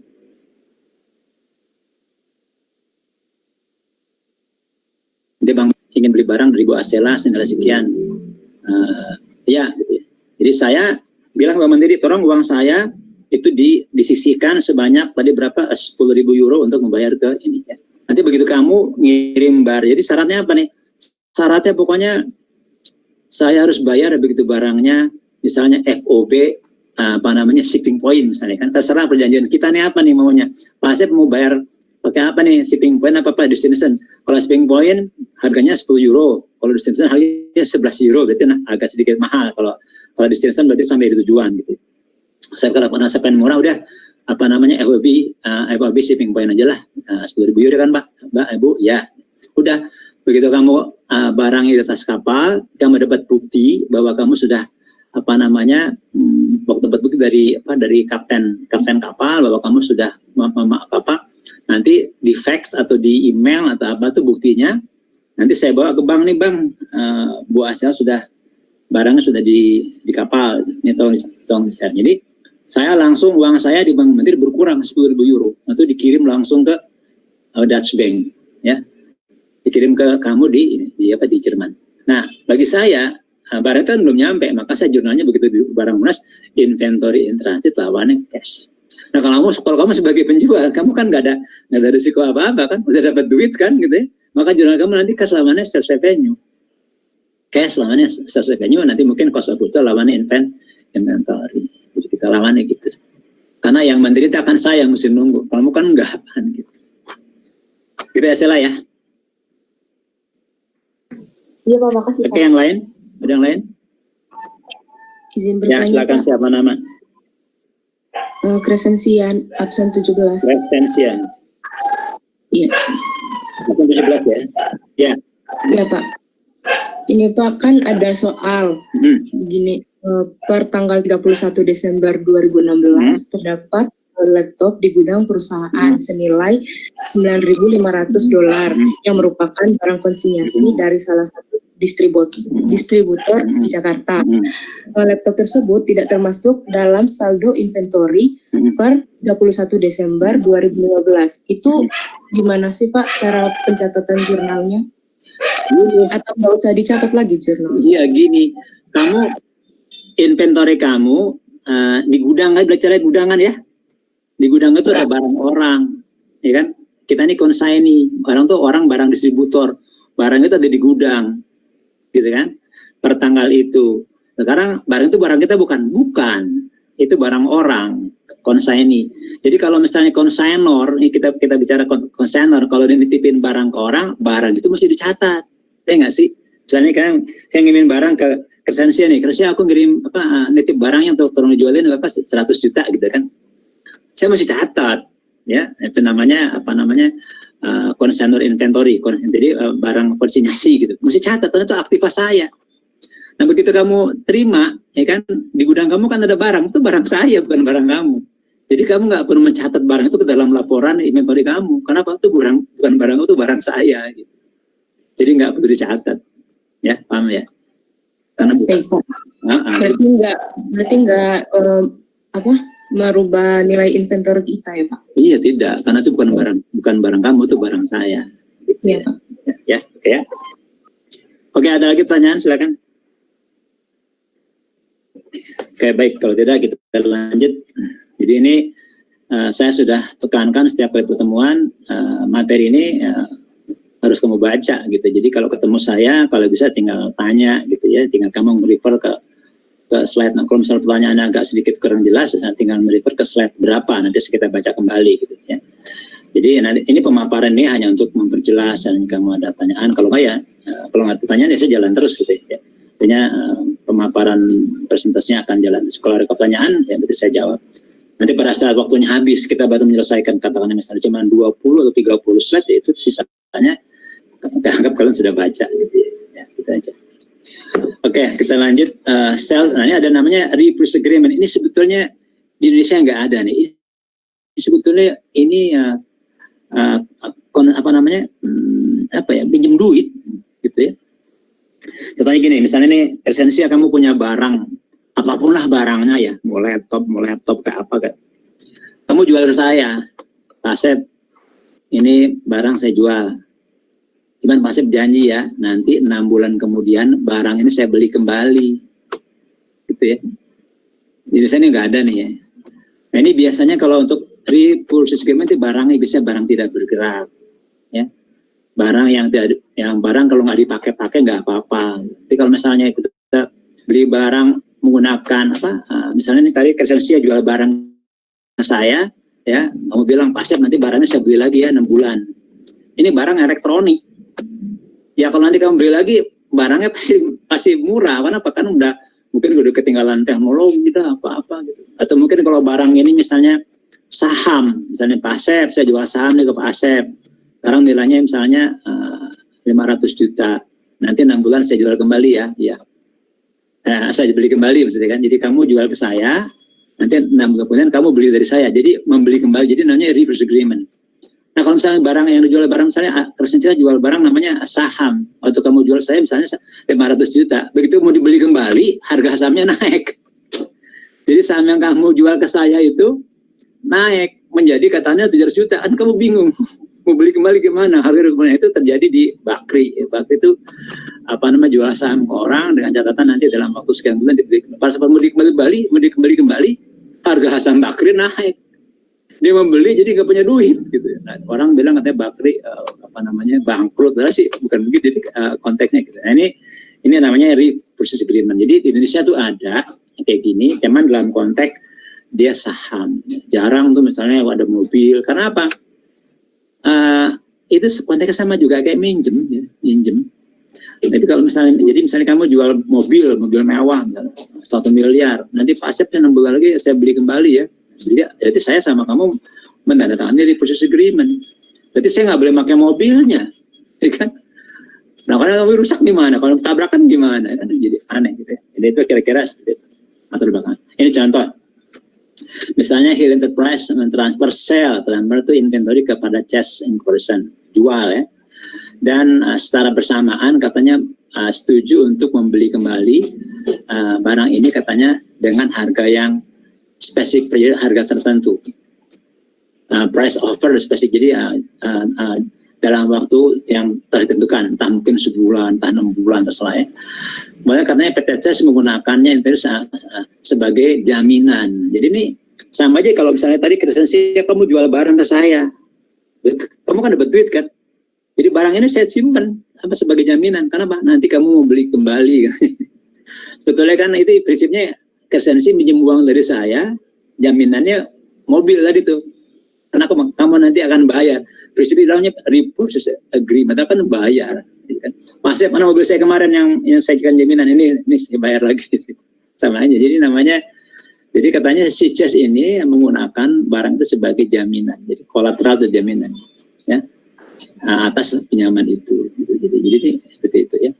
Jadi esensinya katanya transaksi ini sebagai financing inventor, jadi sama juga kita transaksi financing. Jadi saya memberikan pinjaman ke Esensia karena kamu menjual mobil ke saya, tapi nanti janji mau beli kembali. Nah saya dapat mobil, ya kan, sebagai jaminan ya, dari saya memberikan pinjaman. Jadi sebenarnya pinjaman, bukan jual sebetulnya, pinjaman. Jadi makanya cara kata-kata sell. Jadi saya transfer dalam huruf itu sebetulnya pinjaman. Kenapa? Karena barangnya nggak bisa dipakai, ya kan? Kalau nggak jual, bisa dipakai nggak sih? Bisa dipakai dong kalau jual. Tapi kan bagi yang beli, Pak, kalau dipakai nanti rusak. Lah iya berarti kan ini sama juga transaksi finansing ya, transaksi finansing bukan transaksi jual. Kenapa? Barangnya nggak bisa dipakai. Ya. Kenapa? Mau dibeli lagi. Katanya pending is inventory and wrapping counter of inventory. Jadi dia tetap dapat inventory dari orang yang jual itu, tapi dia nggak bisa ngapa-ngapain. Ya. Karena even though it transfer to chest technical legal right. Jadi walaupun dia misalnya kamu nih Prensia kamu jual mobil, misalnya mobil 1 miliar, ini sama BPKB-nya sama STNK dikasih ke saya, Pak saya bisa jual mobil saya 1 miliar, tapi nanti 6 bulan saya beli lagi Pak ya. Artinya Pak saya ngasih pinjaman ke kamu, Prensia, ya jaminannya mobil plus BPKB-nya semacam-macam. Ya. Punya saya nggak tuh barangnya? Punya saya. Cuma nanti kalau kamu beli, saya nggak bisa ngapa-ngapain, mesti dikasih gitu. Kenapa? Itu ada kontraknya. Itu namanya reverse agreement. Jadi di Indonesia ini untuk barang-barang yang sifatnya ini nggak ada. Ada untuk saham ya. Kalau untuk mobil saya nggak pernah dengar. Kalau untuk barang-barang kayak rumah gitu ya. Ya kalau gitu minjam aja ke bank, jaminan aja tuh sertifikat rumah kan gitu ya. Karena often described as practice as parking. Jadi ini parking artinya kita jual barang ke orang, itu nanti di barang itu kan nggak bisa diapa-apain. Jadi diparkir gitu ya, parking transaction. Jadi ini sebetulnya dalam kita sebagai pemberi pinjaman kalau pembukuan kita ya. Pembukuan kita jadi nanti piutang lawannya yang kas gitu, piutang ya. Katanya Hill should report inventory at the liability. Jadi kalau dia jual barang ke orang, nanti dia bisa membeli kembali barang gitu kan. Nah, jadi kata bilang Hill should report inventory and related liability and its book. Jadi inventory yang diikat dengan utang. Gitu ya. Kenapa kan dia jual dapat duit gitu ya. Ya kan? Tapi dia punya kewajiban untuk membayar kembali.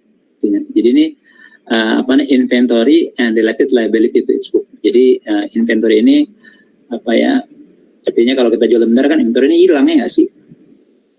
Pasti kan kalau kita jual kalau barang kan AR lawannya sales revenue, nanti lawannya cost of goods sold lawannya inventory gitu. Nah kalau misalnya ini jika prescription ini kan bukan jualan.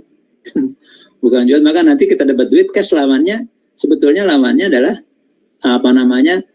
utang. Karena nanti kita mesti membayar kembali pinjaman itu. Maka inventory-nya berkurang, gitu. Tapi nanti ada catatan khusus bahwa inventory ini akan menjadi inventory itu bagi orang itu menjadi jaminan. Jadi kita jual barang itu pasti nanti akan kita dapatkan kembali. Tapi itu sifatnya utang gitu ya. Utang. Kalau kita yang beli ya, misalnya kan kita yang beli kan. Berarti kan inventory lawannya cash. Nah inventory ini walaupun kita beli tidak bisa kita jual. Kenapa? Ini barang orang nanti akan ditebus kembali. Gitu. Jadi ini inventory kita kaitan dengan piutang. Kalau kita yang jual inventory kita kaitan dengan utang. Gitu. Jadi prinsipnya seperti itu ya. Jadi tapi bukan penjualan seperti kita jual yang murni ya. Jadi tidak ada tuh kalau kita melakukan agreement itu. Kalau kita jual barang yang kita akan beli kembali, pembukuan tidak boleh cash lawannya sales revenue, tidak boleh. Karena ini prinsipnya kayak transaksi financing. Jadi nanti kalau kita bikin pembukuannya cash lawannya sebetulnya utang ya. Utang. Inventory bisa nggak Pak? Inventory hilang Pak? Iya hilang. Inventory kan ditahan sama orang, sama yang beli tadi kan. Ya jadi kita punya utang. Jadi inventory nggak ada lagi di kita karena sudah dikirim. Masalah teknis sebenarnya, ini barangnya berat Pak, nitip di situ aja ya boleh-boleh aja. Tapi itu barangnya barang orang, karena sudah kita jual, walaupun nanti kita beli lagi. Ya, jadi ada catatan khusus, misalnya kalau nanti ada utang, ini utang terkait dengan inventory yang mesti kita akan beli lagi mungkin 6 bulan kemudian. Ini ada namanya Hill should reported inventory and related liability. Jadi barangnya dijual, tapi barang itu akan kita ambil lagi, ya. Kita beli kembali, tapi uang yang kita dapat itu menjadi utang, jadi kas lawannya utang sebetulnya. Inventory-nya kita catatan adalah inventory-nya diserahkan, tapi tetap inventory-nya kita kurang atau nanti terikat dengan liability, gitu ya, liability.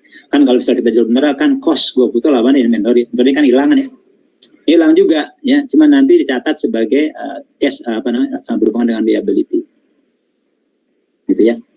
Jadi ini agak catatan khusus. Ini biasanya kalau dalam partai besar, biasanya kalau agreement itu nggak banyak sih ya.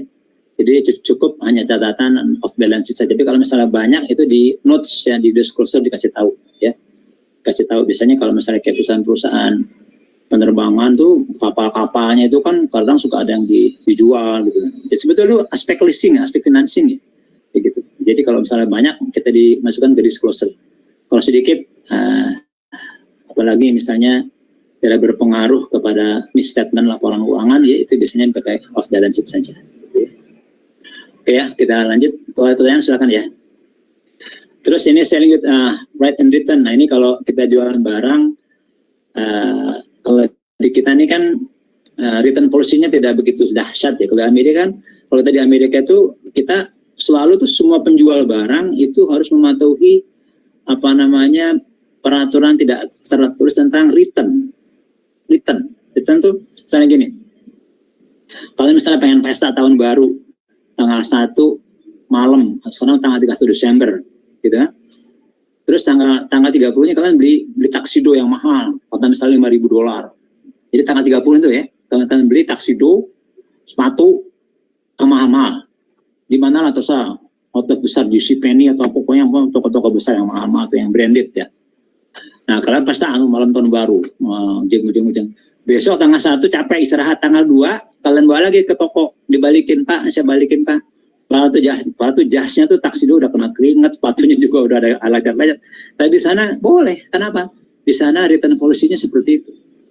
Jadi jualan di akhir tahun tuh banyak, nanti di awal tahun returnnya juga banyak gitu. Itu di Amerika.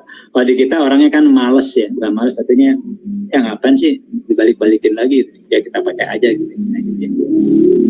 Jadi nih contohnya misalnya Quality Publishing Company sell textbook, jualan textbook ke kampus atau ke buku di kampus ya dengan agreement kampus minta for full credit ya. Any book not sold. Jadi kalau barang-barang yang di kampus nggak laku bisa dibalikin lagi gitu ya. Jadi artinya dia jual barang ke kampus dan nanti bisa dibalikin gitu ya. Nah kalau konteks seperti ini bukannya konsinyasi, jadi dia beli barang dulu secara tunai kayak secara kredit kayak gitu ya. Nanti kalau barang nggak laku ya dikembalikan lagi gitu. Jadi bukannya orang kan kalau di return tuh misalnya karena warnanya nggak sesuai atau mungkin barangnya agak cacat-cacat sedikit gitu kan. Nah itu. Tapi kalau barangnya nggak laku biasanya kalau dibeli barangnya nggak laku ya udah gitu. Jadi yang beli jadi rugi kan gitu karena barang dibeli satunya ternyata barangnya nggak laku.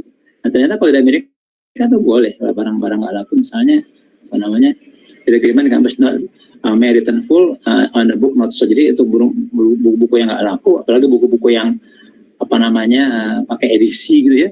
Kalau edisinya udah edisi yang baru, udah yang lama pasti nggak laku lagi, ya masih dibalikin. Karena orang pasti beli buku yang edisi yang terbaru, yang lama ada misalnya edisi 9, yang baru edisi 10 gitu. Jadi kalau begitu edisi 10 laku, yang 9 nggak laku lama, pasti boleh dibalikin. Nah, cuman nanti ada tenggat waktunya misalnya 3 bulan kayak 4 bulan kayak baru dibalikin. Seperti itu ya. Terus contribution harus mengakui ada penjualan dari textbook ya. Except will not be returned. Jadi dia ngakuinya semua seolah-olah ada jualan secara full ya. Jadi dengan tidak expect dengan harapan tidak akan dikembalikan. Nah, refund liability for estimate bookstore tuh. Jadi orangnya kan punya pengalaman. Jadi kalau jual barang ke buku atau toko buku atau kemana, kalau toko apa ini pasti ada yang dikembalikan. Itu ada estimasinya. Misalnya ada set for the book submitted to be returned which reduce cost. Jadi seperti biasa kalau misalnya ada pengembalian itu akan mengurangi sales ya kalau ada return itu. Jadi di sini ada set for the book estimate. Ini kalau yang di estimate return itu akan mengurangi cost of goods sold gitu ya. Kalau di sini bilangnya mengurangi. Tapi kalau yang real masukin ke kalau kita pakai perpetual ya tergantung ya, perpetual berarti kan menambah inventory kembali gitu kan. Nah, tapi kalau di sini bilangnya akan mengurangi harga pokok gitu ya. Nah, jika unable to estimate the level return, should not report any revenue until revenue suit. Jadi kalau misalnya tidak bisa mengestimate berapa persen yang bisa dikembalikan, maka dia tidak boleh melakukan pelaporan revenue sampai dia menjadi become predictive. Jadi misalnya gini, penjual ada contohnya nggak sini? nggak ada contohnya. Jadi misalnya kita jual buku misalnya 1.000 gitu ya. Nah, sekarang misalnya kita tahu nih dari 1.000 ini pasti yang di-return misalnya 1%, berarti 10 ya. Nah, berarti kan dia tahu tuh prediksi. Dan bahkan nanti kalau sudah tahu dia masukkan ke dalam cost of goods sold, pengurangannya ya, estimasi. Kalau tidak tahu ya tunggu sampai dengan perjanjiannya selesai. Misalnya ini perjanjiannya misalnya returnnya bisa dibalikan dalam waktu misalnya 4 bulan gitu ya. Nah kalau 4 bulan nggak dibalikin, ya udah berarti itu berlaku semuanya gitu. Tapi kalau 4 bulan sesuai perjanjian ini masih dibalikin misalnya 4 bulan ya. Nah 4 bulan misalnya dibalikan ternyata 10, ya itu dia pembukuan seperti biasa. Jadi revenue yang diaku hanya 90 gitu. Yang duanya itu dibalikin. Jadi nanti mengurangi revenue gitu ya. Ada return. Kan seperti biasa kalau return kan kalau jualnya kan air lawannya cost air lawannya sales revenue kan, cost of goods sold lawannya inventory gitu. Nanti kalau misalnya ada pengembalian kan harusnya kan airnya dikreditkan, servisnya didebitkan gitu kan. Atau misalnya pakai sell return and allowance gitu ya, lawannya air gitu. Nanti kan inventory didebitkan, cost of goods dikreditkan. Masa sekarang kan kita harus mengestimasi ada nggak prediksi barang-barang yang dikembalikan. Kalau misalnya ada ya mesti dihitung kira-kira berapa dikembalikan gitu ya. Misalnya pakai persentase kayak apa gitu. Tapi kalau misalnya tidak tahu ya tidak tahu berapa yang dikembalikan, ya udah tunggu aja sampai dengan perjanjian selesai misalnya 4 bulan. Nanti baru kita bisa tahu berapa kira-kira dikembalikan. Jadi kembalikan sama jurnalnya kan tadi kan air lawannya selanjutnya lawannya air, terus nanti lawannya cost of goods sold gitu ya. Jadi tergantung ya. Oke, kita lanjut. Nah ini product cost. Jadi kalau kita beli beli barang gitu ya, pasti rumusnya tuh harga beli gitu ya, plus ongkos-ongkos gitu ya, minus diskon. Ini tolong di buku nggak ada ya. Ini kunci utama kalau kita pengen lakukan pembukuan recognition atau measurement ya. Selalu berawal dari kita beli barang yang namanya harga beli ya, atau purchasing price ya, HB. Nah nanti ditambah dengan ongkos-ongkos atau biaya perolehan, misalnya ongkos kirim, biaya masuk segala macam. Nah dikurangi diskon kalau ada diskon itu kan, diskon kan mengurangi gitu ya. Nah nanti harga beli plus biaya atau ongkos-ongkos kurang diskon. Nah ada catatannya sampai dengan barang berfungsi secara normal, baru kita menjadi pembukuan. Jadi kalau nanti kalian ngaudit BUMN gitu ya, itu nanti BUMN itu ada BUMN yang lucu gitu ya. Jadi misalnya beli barang dari Amerika, apa misalnya 100 juta ya, 100 juta rupiah. Nah ditransfer kan pakai LC kan, letter of credit bang, langsung dibukukan deh, misalnya mesin lawannya cash gitu ya.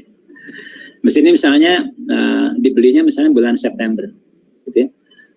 Jangan September lah, misalnya Oktober lah ya. Kan dikirim. Mesin ini dikirim lama waktunya, kenapa? Dikirim dari Amerika, 4 bulan baru nyampe Indonesia.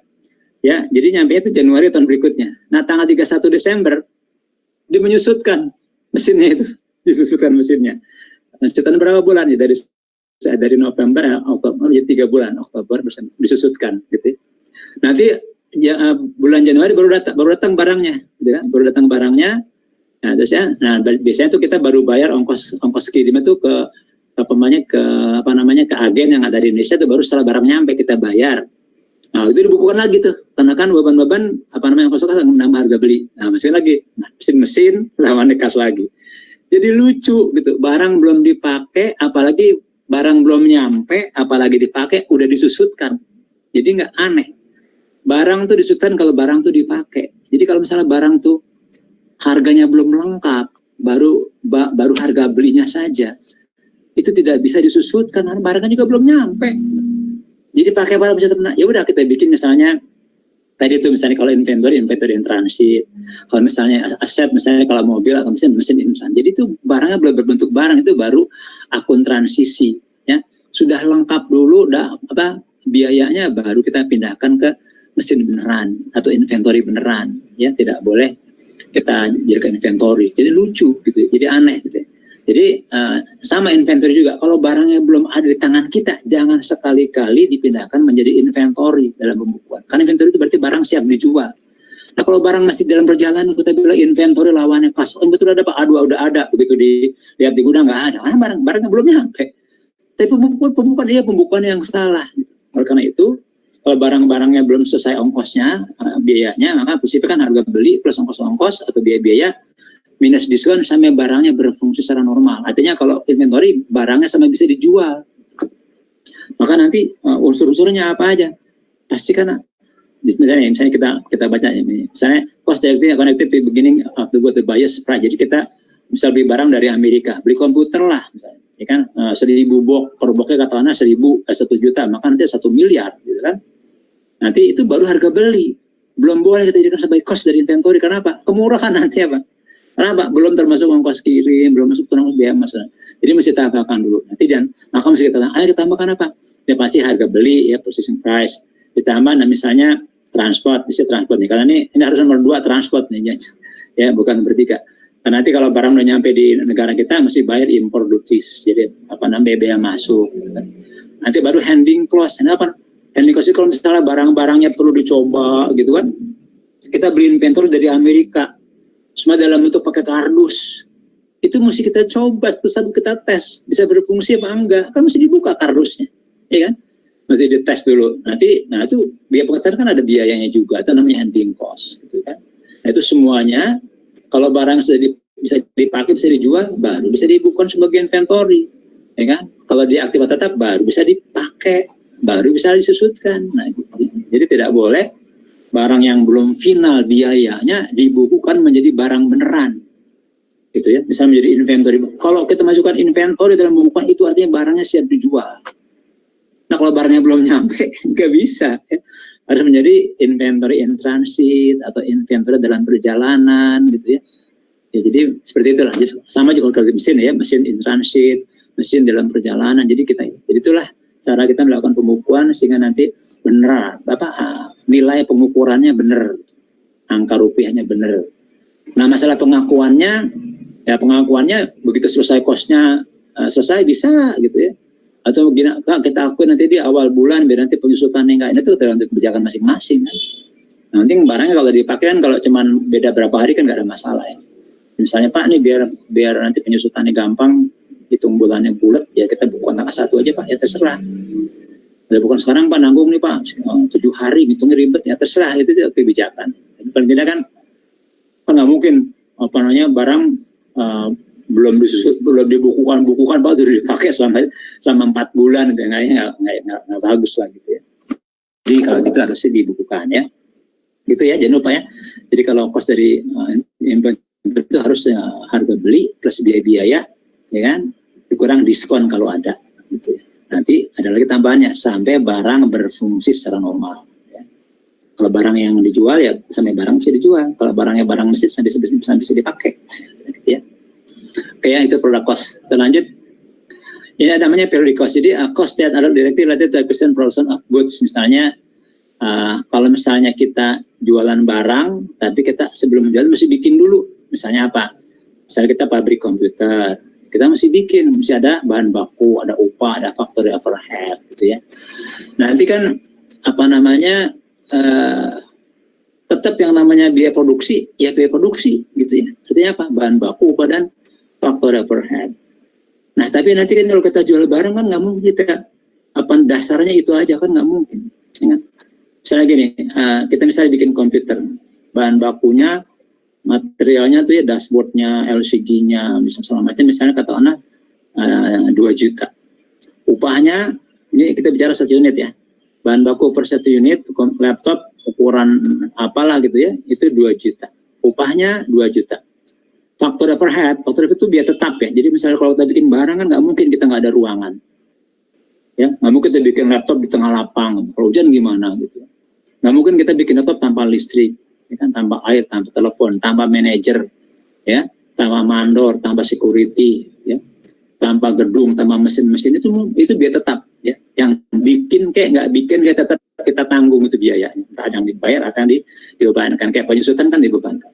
Nah, itu namanya biaya tetap. Misalnya gini, jadi bahan baku 5 juta, bahan baku 2 juta, upah 2 juta, faktor overhead 2 juta. Total biaya produksinya 6 juta. Nah, kalau kita pengen jual berapa ya? Kalau kita jual ini harga pokok produksinya 6 juta. Gimana kalau kita jual 7 juta? Kita untung 1 juta kan? Ya untung. Nah, kalau kita bilang untung salah. Kenapa? Kita mesti nanggung biaya lain, yaitu biaya periodik. Biaya apa? Biaya selling, biaya marketing, ya kan? Biaya bagian keuangan, bagian personalia, bagian itu juga mesti kita tanggung. Nah, yang kita tanggung itu akan menambah harga pokok dari barang itu. Harga pokok produksi tadi berapa? 2 juta bahan baku, 2 juta upah, 2 juta faktor biaya pabrik. Tambah lagi dengan biaya periodik, misalnya 4 juta, maka total cost-nya adalah 6 juta. Jadi kalau dijual total cost berarti adalah 2 juta upah, 2 juta bahan baku, 2 juta upah, overhead 2 juta, 6 juta, tambah biaya overhead, biaya periodik nih, yang marketing itu totalnya 10 juta. Itu baru harga pokok. Jadi kalau kita jual tadi 7 juta dengan asumsi, kan harga pokoknya cuma 6 juta, ya salah. Karena kita harus menanggung biaya non produksi, yaitu biaya periodik, yaitu marketing, selling, bagian keuangan kan. Kita kalau pengen jualan barang kan nggak bisa ya, cuma mengandalkan orang produksi. Karena kita mesti punya bagian selling, punya bagian marketing, bagian nagih, bagian keuangan, ya kan. Orang-orang yang kerja dulu sama bagian personalia, ya, pengembangan produksi mesti terus bagian pengembangan, mesti ada semuanya. Maka harga pokok produksi 10 juta. Dijualnya berapa? Ya terserah, mau jual 12 juta, mau 13 juta, ya. Yang penting kita untung. Jadi harus memperhatikan biaya tidak langsung ini, di selling expense. Jadi kalau selling expense itu marketing dan selling.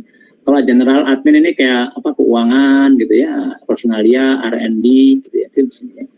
Jadi ini kalau kita melaporan keuangan yang namanya inventory ya, ini tidak masuk di sini. Jadi biayanya tidak masuk. Yang namanya cost of goods sold ya, atau cost itu aja biaya produksi.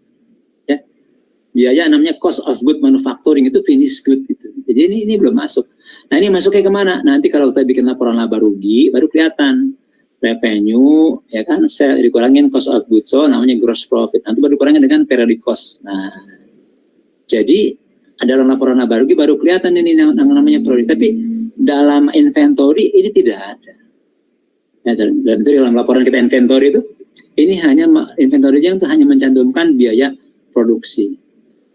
Ya, nah sekarang kalau nanti kalian belajar cost accounting ada 2 pola pelaporan ya. Ada menggunakan absorpsi costing atau full costing, ada menggunakan juga variable costing atau direct costing. Itu agak beda-beda sedikit. Sekarang saya bicara yang umum aja. Jadi kalau kita punya hak cost, ada inventory yang tercatat dalam laporan keuangan, inventory itu semuanya melulu hanya mengandung cost of production, tidak mengandung biaya periodik ini. Karena kata-kata are not included as a part of jadi ada istilah namanya inventoriable cost. Jadi itu adalah cost-cost yang diserap yang hanya berhubungan dengan produksi, yaitu bahan baku, upah, dan faktor overhead produksi. Ya. Jadi ini tidak masuk ke dalam harga inventory. Ya. Tapi nanti kalau kalian bikin laporan laba rugi, ini baru kelihatan muncul. Ya. Nah, produksi ini misalnya laporan laba rugi nih, revenue misalnya 1 juta, cost of goods sold 400 ribu, gross profitnya 600 ribu, baru di bawahnya periodic cost, selling, macam-macam, katakanlah misalnya 300, maka kita dapat operating profitnya 300 juta, gitu ya.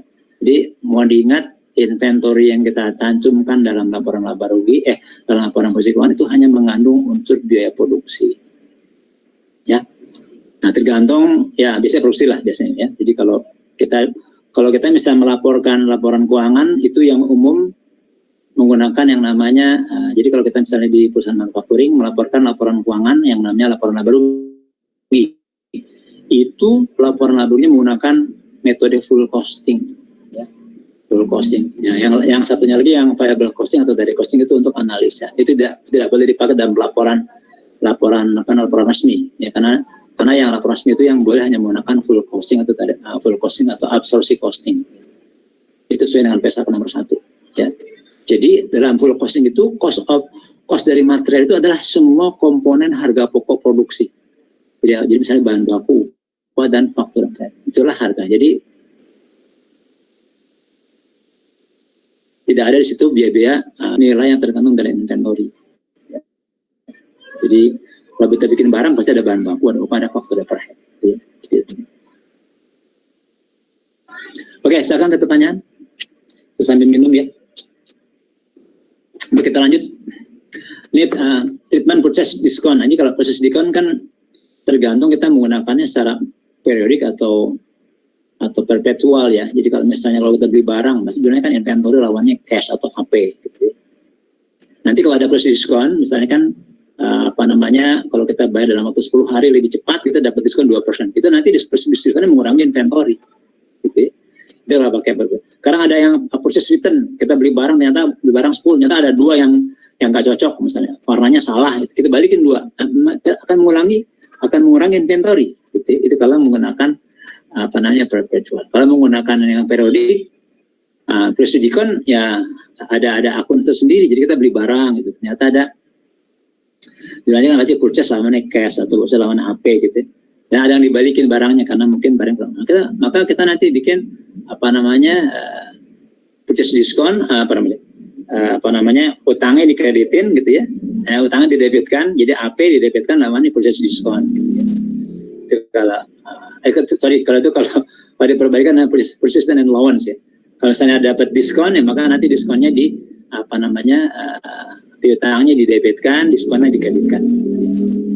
Sekarang itu kalau tergantung kita menggunakan yang perpetual atau yang periodik. Tapi yang lucunya gini, manufacturing itu dalam perhitungan cost of goods sold-nya dia kalau mereka bikin itu dia menggunakan periodik, ya periodik produksinya ya. Tapi kalau mereka jual barang, dia menggunakan perpetual gitu ya. Kalau jual barang. Tapi kalau misalnya perhitungan itu awal tambah masuk dari pabrik ya, karena itu dia menggunakan periodik gitu ya, dengan periodik. Tapi kalau misalnya berkaitan dengan purchase diskonnya gitu ya, dia kadang-kadang menggunakan perpetual juga. Jadi combine, jadi unik gitu. Sebetulnya kan kalau misalnya pakai periodik ya produk semuanya gitu ya. Tapi dia enggak gitu, karena mungkin demi kepraktisan gitu ya. Jadi kalau untuk penghitungan proses produksi dia menggunakan periodik, tapi kalau untuk yang lainnya menggunakan perpetual. Terus terlebih lagi bagi barang-barang yang gampang dihitung, misalnya bikin bulldozer, bikin mobil gitu ya. Mari kita lihat kajian tuntunan resmi dari YASB ya. Tapi sini misalnya purchase or discount reduction in the selling price of granted to customer. Jadi kita punya utangnya berkurang karena apa? Karena ada diskon. Karena YASB bilang katanya requires discount to be recorded as reduction from the cost of inventory. Ini kalau kayak bunyi begini, ini berarti menggunakan perpetual, ya, perpetual, gitu ya. Kalau dia menggunakan yang periodik, kan nanti ada purchase diskon, ada purchase return and allowance, gitu ya. Jadi kalau ini konteksnya dipakai. Karena gini, dalam dunia bisnis sekarang ini orang hampir tidak pernah ada yang hampir tidak ada yang menggunakan periodik kecuali manufacturing. Manufacturing pun juga dia hanya menggunakan dalam konteks produksi. Kalau jualan dia menggunakan perpetual. Dulu kan konteksnya gini, kalau pakai periodik kan Pak, ini kan kalau orang jualan barang kecil-kecil, jumlahnya banyak, susah dihitung gitu kan. Itu menggunakan periodik. Kenapa? Untuk ngecek fisiknya gampang setahun sekali. Kenapa? Barangnya susah dihitungnya Pak. Tapi sekarang orang pinter, barang-barang yang dijual yang tadi susah dihitung dibikin pakai paket. Misalnya kalau baut itu kan bisa dibikin satu plastik misalnya isinya katakan misalnya 10 plastik kecil, nanti plastik kecil dimasukin menjadi plastik besar. Jadi kan kalau ada 10 plastik kecil dimasukkan ke plastik besar ada 100 plastik, ada 10, jadi isinya 100. Nanti plastik besar dimasukkan ke dalam kardus gitu kan. Satu plastik besar itu isinya 100 baut. Ada plastik besar dalam satu kardus 10 kardus. Jadi nanti ada 1000. Jadi bisa dibikin menjadi perpetual. Coba kalau kalian pergi ke supermarket yang dulunya barang-barang yang susah dihitung, contohnya tusuk gigi, cotton bud, sekarang mereka sudah bisa dijadikan perpetual. Kenapa? Dibikin paket perbungkus entah berapa ratus butir, berapa ratus buah ya, nanti dikasih barcode, itu menjadi perpetual gitu. Dan bisa di barcode. Nah sekarang itulah makanya sekarang kalau kalian lihat-lihat buku-buku literatur akuntansi ya, misalnya Yesus segala macam, itu ada nggak apa namanya kajian tentang periodik? Ada dalam appendix. Apa appendix? Appendix itu boleh dibaca, boleh enggak. Jadi yang namanya apa namanya sistem pembukuan sistem inventory yang menggunakan periodik itu sudah hampir tidak ada lagi. Ya, hampir tidak ada. Jadi buku-buku akuntansi yang terkenal seperti Yesus, mereka hanya ditambahkan satu sisipan atau appendix tentang periodik. Ya, jadi nggak ada yang membahas dulu satu bab tentang periodik. Ya, jadi perpetua sendiri, terus sendiri. Jadi sekarang udah nggak ada lagi. Kenapa? Sudah jarang dipakai. Karena apa? Sekarang bisa dibikin perpetual, barang-barang tadi bisa dihitung kayak tusuk gigi, cotton bud itu bisa dihitung sekarang. Dibikin per paket, nanti kasih barcode. Nah, ini kalau barcode tadi kalau dijual di supermarket bisa perpetual, ya. Jadi bisa jual misalnya S lawannya sales revenue, nanti cost of goods lawannya inventory. Jadi seperti itulah ya.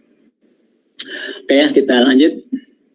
Ini misalnya kalau gross method ini, sebetulnya gross method ini tidak kita pakai lagi, tapi apa namanya sebagai perbandingan ya pakai net method. Sebetulnya ini sama dengan sales discount juga sama ya, ada menggunakan gross, ada menggunakan net. Jadi sekarang sebetulnya kalian mau pakai yang mana di kantornya tergantung kebijakan akuntan. Dua-duanya boleh dipakai. Gitu ya. Contohnya gini, membeli barang harga 1.000 dengan termnya sekian, gitu kan? Nah, berarti kan kita jurnalnya kalau gross method ya dibikin gross. Ini kita gross dulu ya.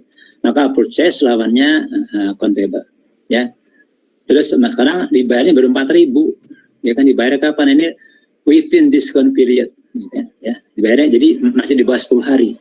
Makanya jurnalnya account payable 4.000, terus diskon dari mana? 2% kalikan 4.000, dapat 80. Jadi kita bayar cash sekian. Nah, sisa 6.000 dibayarnya setelah diskon period, jadi nggak dapat diskon lagi. Makanya dijual, jurnalnya utangnya 6.000, karena kan sisa 6.000 kan, 10.000 ya. 6.000 akan itu lawannya cash. Ini kan. Nah, itu aja kan. Ini kalau cross method. Ini yang lazim orang pakai. Ya. Jadi kalau misalnya kalian nanti belajar akuntansi di literatur pengarang ini yang dibahas. Mereka tambah ngasih label gross method atau tab method, nggak dipakai. Pokoknya ini ya. Nah, kalau kita jadi intermediate, kita mesti tahu ini kalau yang gini namanya gross method gitu ya. Sekarang net method. Dia langsung dibikin netnya aja nih. Jadi gini, pokoknya kita asumsikan orang tuh pasti akan jadi gini ya. Kalau kita jualan ya, ada diskonnya. Nah, diskon itu bagi orang yang beli itu pasti kan pendapatan. Jadi kalau kita mesti ambil ini, gitu ya. Maka nanti kalau kita beli pasti jurnalnya proses lawannya account payable. Kenapa? Nah, ini ada hitung-hitungannya kan. jadi netnya kan dari 98. Jadi ini kan pakai net. Jadi ini kita ambil, ya kan? Kita nggak berpikir apakah nanti pada saat kita jatuh tempo kita punya uang atau tidak punya uang, itu nggak mikir. Pokoknya kita langsung dapat. Kenapa? Ini mesti diambil. Karena ini pendapatan ya. Apanya? Jadi kita ngurangin cost. Harusnya inventory-nya nilainya misalnya 10.000, itu dikasih diskon 2%. Jadi ini kita kata segini. Dibayar separuh, ya kan? Makan jurnalnya ya apa namanya account payable-nya ini berapa persen kalau 4.000 kan? Ini dikalikan saja nih berapa persennya kan? Account payable one cash jadi ini 4.000 berapa persen ya dari 10 jadi 40% ya, ini 4% kan segini dapatnya gitu. Nah, sekarang sisanya yang 6.000 berarti kan ada diskon yang nggak diambil, ya. Jadi ada namanya diskon forfeit atau diskon yang tidak diambil. Maka ini ada kerugian, ya. Karena apa? Karena di awal kita sudah punya ancaman ini pasti kita dapat lah duitnya nanti karena kita ambil diskonnya. Ya. Jadi ini yang pakai net. Gitu ya. Nah jadi pada saat kita yang 6.000 ini kita bayar, ternyata kan kita nggak ada diskon. Kenapa? Dibayar setelah periode diskon. Maka nanti kita kehilangan 120 diskon. Dari mana? Dari 6.000, ya. Dan 6.000. Jadi ini menggunakan net. Ya. Jadi ini nggak lazim dipakai di perusahaan, ya. Tapi sebetulnya ini yang paling realistis, ya. Ini yang paling realistis. Kenapa? Karena ini harus kita ambil diskon ini. Sayang. Ya. Di barangnya itu lebih mahal kalau kita nggak ambil. Dengan catatan kita punya uang sekarang, nah, uang bisa diatur. Jadi cash flow kita bisa diatur. Gitu. Jadi kalau orang harus di kantor harus bisa mengatur cash flow, ya. Jadi kalau misalnya nggak bisa ngatur cash flow, berarti bukan orang keuangan gitu. Jadi ini mesti diambil. Nah kalau kita nggak ambil, berarti ada kerugian. Nah ini kerugiannya lah ini. Maka katakan Anda, kerugian. Ya, jadi ini menggunakan, nanti kalau misal kalian ada namanya sales discount, sama juga, ada juga gross, ada juga net method juga. Jadi ini kalau misalnya dibikin sama orang yang ngejual, ini kejualan kebalikannya. Ini kan kita yang beli ya. Nanti kalau misalnya yang jual, nanti kalau ini nggak diambil, namanya namanya diskon sell discount forfeit, atau yang dibatalkan, yang tidak diambil. Oke ya, itu ya bandingannya di yang lazim biasanya yang pakai gross method yang lebih gampang gitu ya. Tapi kalau net method juga boleh, tapi ini kalau kita benar-benar bisa bayar. Tapi kan ternyata ternyata nggak punya duit gitu ya. Ternyata begitu ada diskonnya udah dilewati, ternyata kita cuma punya uang untuk membayar cuma 4.000. Yang 6.000-nya terpaksa dibayar nanti akhir bulan. Akhir bulan udah di luar periode diskon, berarti nggak dapat lagi diskon. Ini rugi jadinya. Makanya didebetkan, loss ya, rugi. Ya. Oke, ada pertanyaan, silakan. Izin bertanya, Pak. Ya, alhamdulillah. Siapa nanya? Fitri Sulistiawati, nomor absen 15, Pak. Siapa, Christine? Fitri, Pak. Oh, Fitri ya, Fitri. Silakan, Fitri. Izin bertanya, Pak. Ya. Bagaimana perlakuan purchase discount di perpetual inventory system kalau menggunakan net method? Oh, apanya? Yang tanya apanya? Sistemnya, akunnya? Jurnalnya, Pak, kalau pakai perpetual dan net method. Perpetual. Oke, perpetual berarti kalau kita beli berarti inventory. Inventory namanya payable. Nilainya 9,8. Ya. Pada saat dibayar ya sama nih kan akun payable, ini kan 40% dari ininya kan. Ya. 40% dari ini 4.000 kan 40% dari 10.000 ya. Berarti dibayar hanya 4, jadi 4% kalikan ini. Jurnalnya ini tetap sama. Nah, ini ya. Jadi bedanya cuma apa? Adanya nah ini nanti loss-nya ini mengurangi inventory, ini menambah harga inventory. Jadi inventory harganya menjadi nambah ya nggak sih? Jadi ini diganti inventory, ini tetap. Nah ini yang purchase discount loss-nya diganti menjadi inventory. Karena di perpetual itu purchase discount, purchase return and allowance atau reduction itu masuknya ke inventory. Jadi ini inventory nih diganti inventory. Jadi inventory nambah. Harusnya inventory harganya murah ya kan? Tapi karena ini nggak diambil, jadi lebih mahal. Gitu ya. Karena diskonnya nggak diambil, harusnya lebih murah. Gitu ya, Fitri. Ada lagi, Fitri? Sudah, Pak. Terima kasih. Oke, ya. Yang lainnya silakan. Yang lain? Belum ada ide? Oke. Kita lanjut ya. Oh iya, saya lupa. Saya harus mesti foto nih. Kita coba jam berapa ya? 4:30 ya? Mesti ngambil foto. Bentar ya. Ini kurang 14 menit lagi nih. Kalau nanti keburu ketutup portalnya. Bentar ya.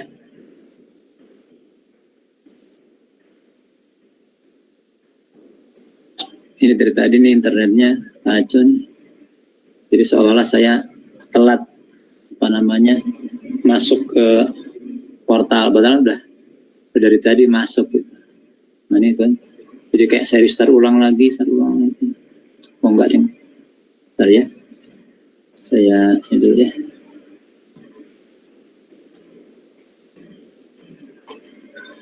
Ini kehadiran juga belum saya entry.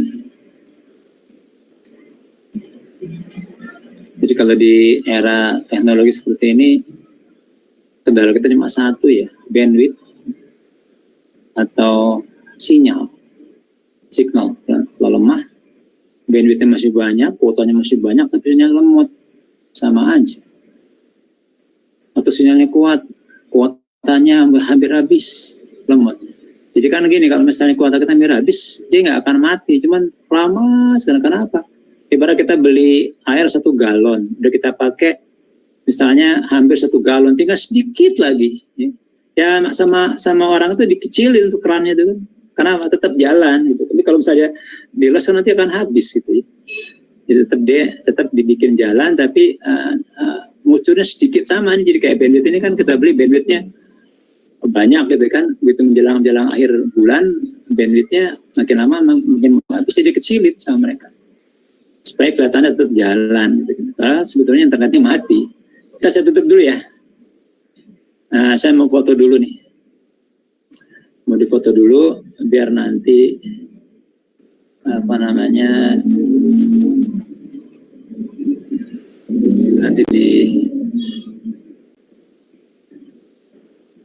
nanti disimpan ya. Sebentar ya.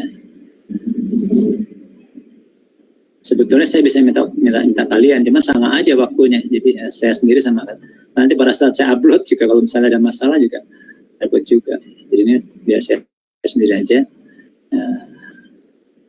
Buang waktu sih memang, cuman kan lebih mantep. Ya. Excel.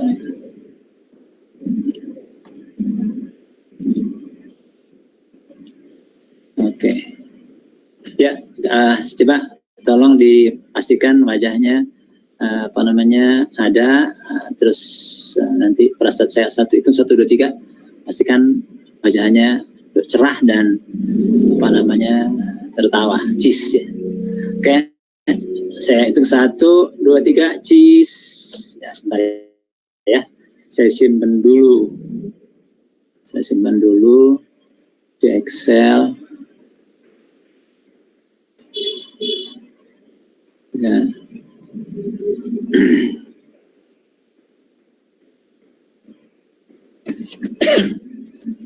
Terus saya unggah ke Picture Manager. Ini 328 ya. 328. 328 kan ya? Halo? Iya, Pak. Iya, Pak. Oke, makasih. Nah.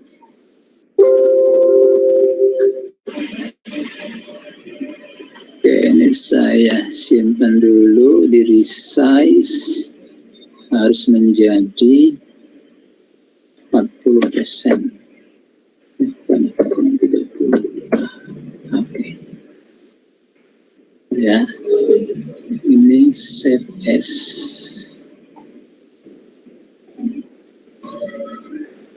Nanti kalau ada masukin portal, dia nutup sendiri nggak masalah. Berarti kita sudah unggah kehadiran kalian di kelas ini.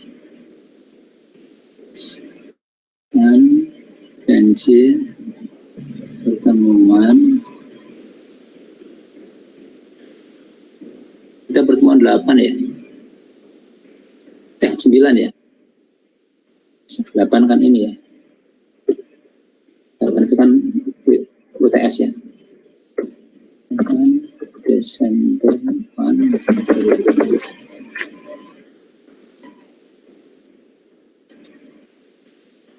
Ini Vcom.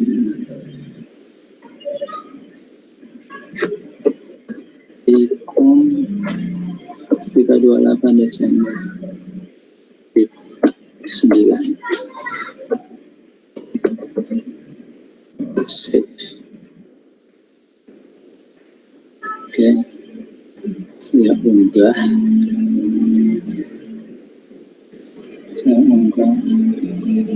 Stand kanji temuan 9 pokok 509. Oke. Ya. File.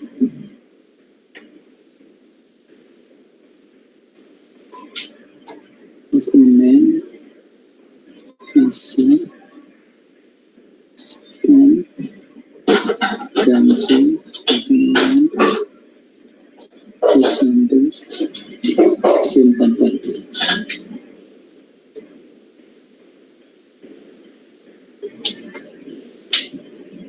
Wah, nggak bisa kan? No file system. Kenapa nih? Suka begini nih. Handle.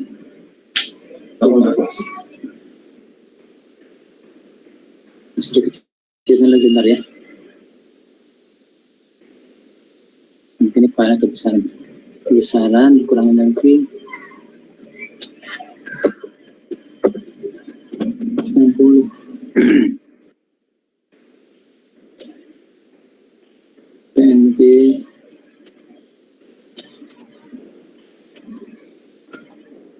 dan wah 2 menit lagi. Udah kan selesai.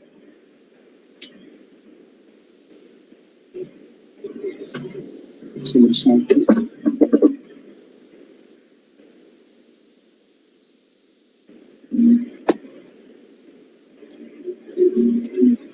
Oke, sebentar. Copy dulu. Paste.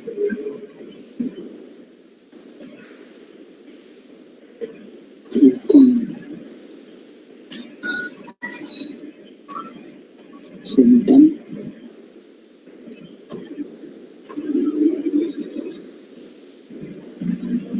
Ya, bisa lagi. Ya udahlah, pakai manual aja. Ngerti nih.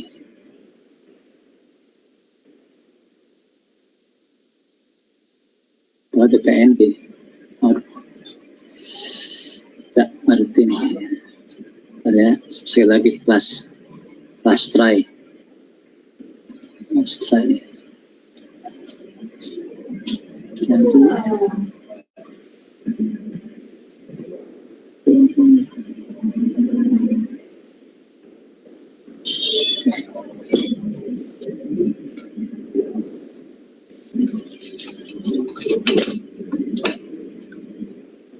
Aman.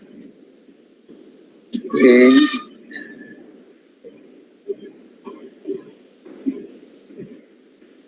Oke, kita lanjut. Ini sebentar lagi. Langsung kita bahas. Ini aja. Langsung tutup kuliah saja.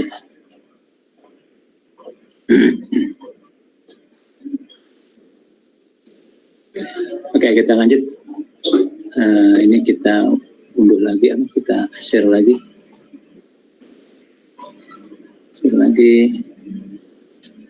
Sudah selesai. Jadi butuh sampai 2 menit. Slide show.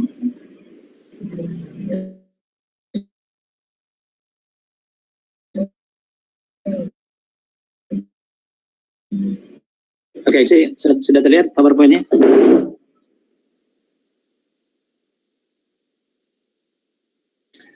Sudah, Pak. Oke, kita lanjut. Jadi ini cost flow ada specific identification or to close flow assumption with jadi kalau kita punya inventory itu nilainya kita bisa kita ukur menggunakan FIFO atau average gitu ya. Jadi inventory yang kita beli kan pasti bergerak terus ya. Beli sekarang, beli lagi besok, lagi lusa, sampai kita akhir tahun gitu kan. Itu kan harganya bergerak gitu ya. Ada yang harganya misalnya barangnya harganya tetap itu selama sekian waktu, ada yang berubah, ada yang naik, ada yang turun gitu ya. Itu kita bisa menggunakan metode first out atau average atau misalnya pakai specific identification, artinya pakai harga yang sudah kita tetapkan ya. Misalnya kalau kita beli barang pakai kontrak, harganya segitu aja ya sudah gitu kan. Karena barangnya itu aja gitu. Tapi kalau barangnya macam-macam, harganya macam-macam, itu mesti pakai asal strategi ini ya, FIFO sama average. Terus, ini misalnya nih ya, ini kalau kita beli barang misalnya tanggal 2 Maret 2000, harganya 4.000 gitu kan. Jadi totalnya berapa? Ini total rupiahnya tinggal dikalikan saja ya. Misalnya berapa nih? Jadi ini 8.000. Ini balance-nya 2.000 unit. Tanggal Maret ini harganya naik lagi gitu kan. Jadi 6.000 ya kan. Total sekian. Sekarang yang tanggal 15 jual 4.000. Nah, kalau 4.000 ini kosnya pakai yang mana? Gitu ya. Nah, kalau misalnya pakai average-nya, kita hitung dulu average yang kita punya ini berapa nih? Nah, jadi misalnya kita punya barang berapa nih? 2.000 tambah 6.000 tambah 10.000 kita punya barang, gitu ya. Harganya berapa? Nilainya berapa? Kita kalikan 2.000 kali 4 dolar ya, 4 euro. 6.000 kali 4 euro naik. Nanti total harga barangnya, total jumlah barangnya, dan sebelah kanan ini total nilainya, maka totalnya dibagi dengan total unit. Dapatlah di average. Gampang lah average itu ya. Nah, sekarang kalau yang pakai FIFO, berarti kan first in first out. Jadi kalau kita jual 4.000, yang keluar dulu yang mana? Yang keluar yang harga 4 euro dulu, karena yang duluan masuk first in first out, pertama kali masuk pertama keluar. Ya kan? Coba lihat, kita jual 4.000 gitu kan. kita pakai yang mana dulu, yang ini, karena Vivo pakai $4 dulu, pakai €4 dulu, cuman nggak cukup, cuman 2.000, kasihkan butuhnya 4.000, yang 2.000 dulu kita ambil dari harga yang 4,4. Jadi nanti ada dua harga, 4.000 unitnya yang terjual, tapi nanti yang 2.000-nya pakai €4, berarti kan 2.000, berarti totalnya 4.000, ya, €4.000. Nah yang 2.000 lagi menggunakan 4,4, ya, jadi 4, berapa totalnya itulah ya. Nah ini begini inventor berarti yang ini kan, terus yang dibeli, belinya ini.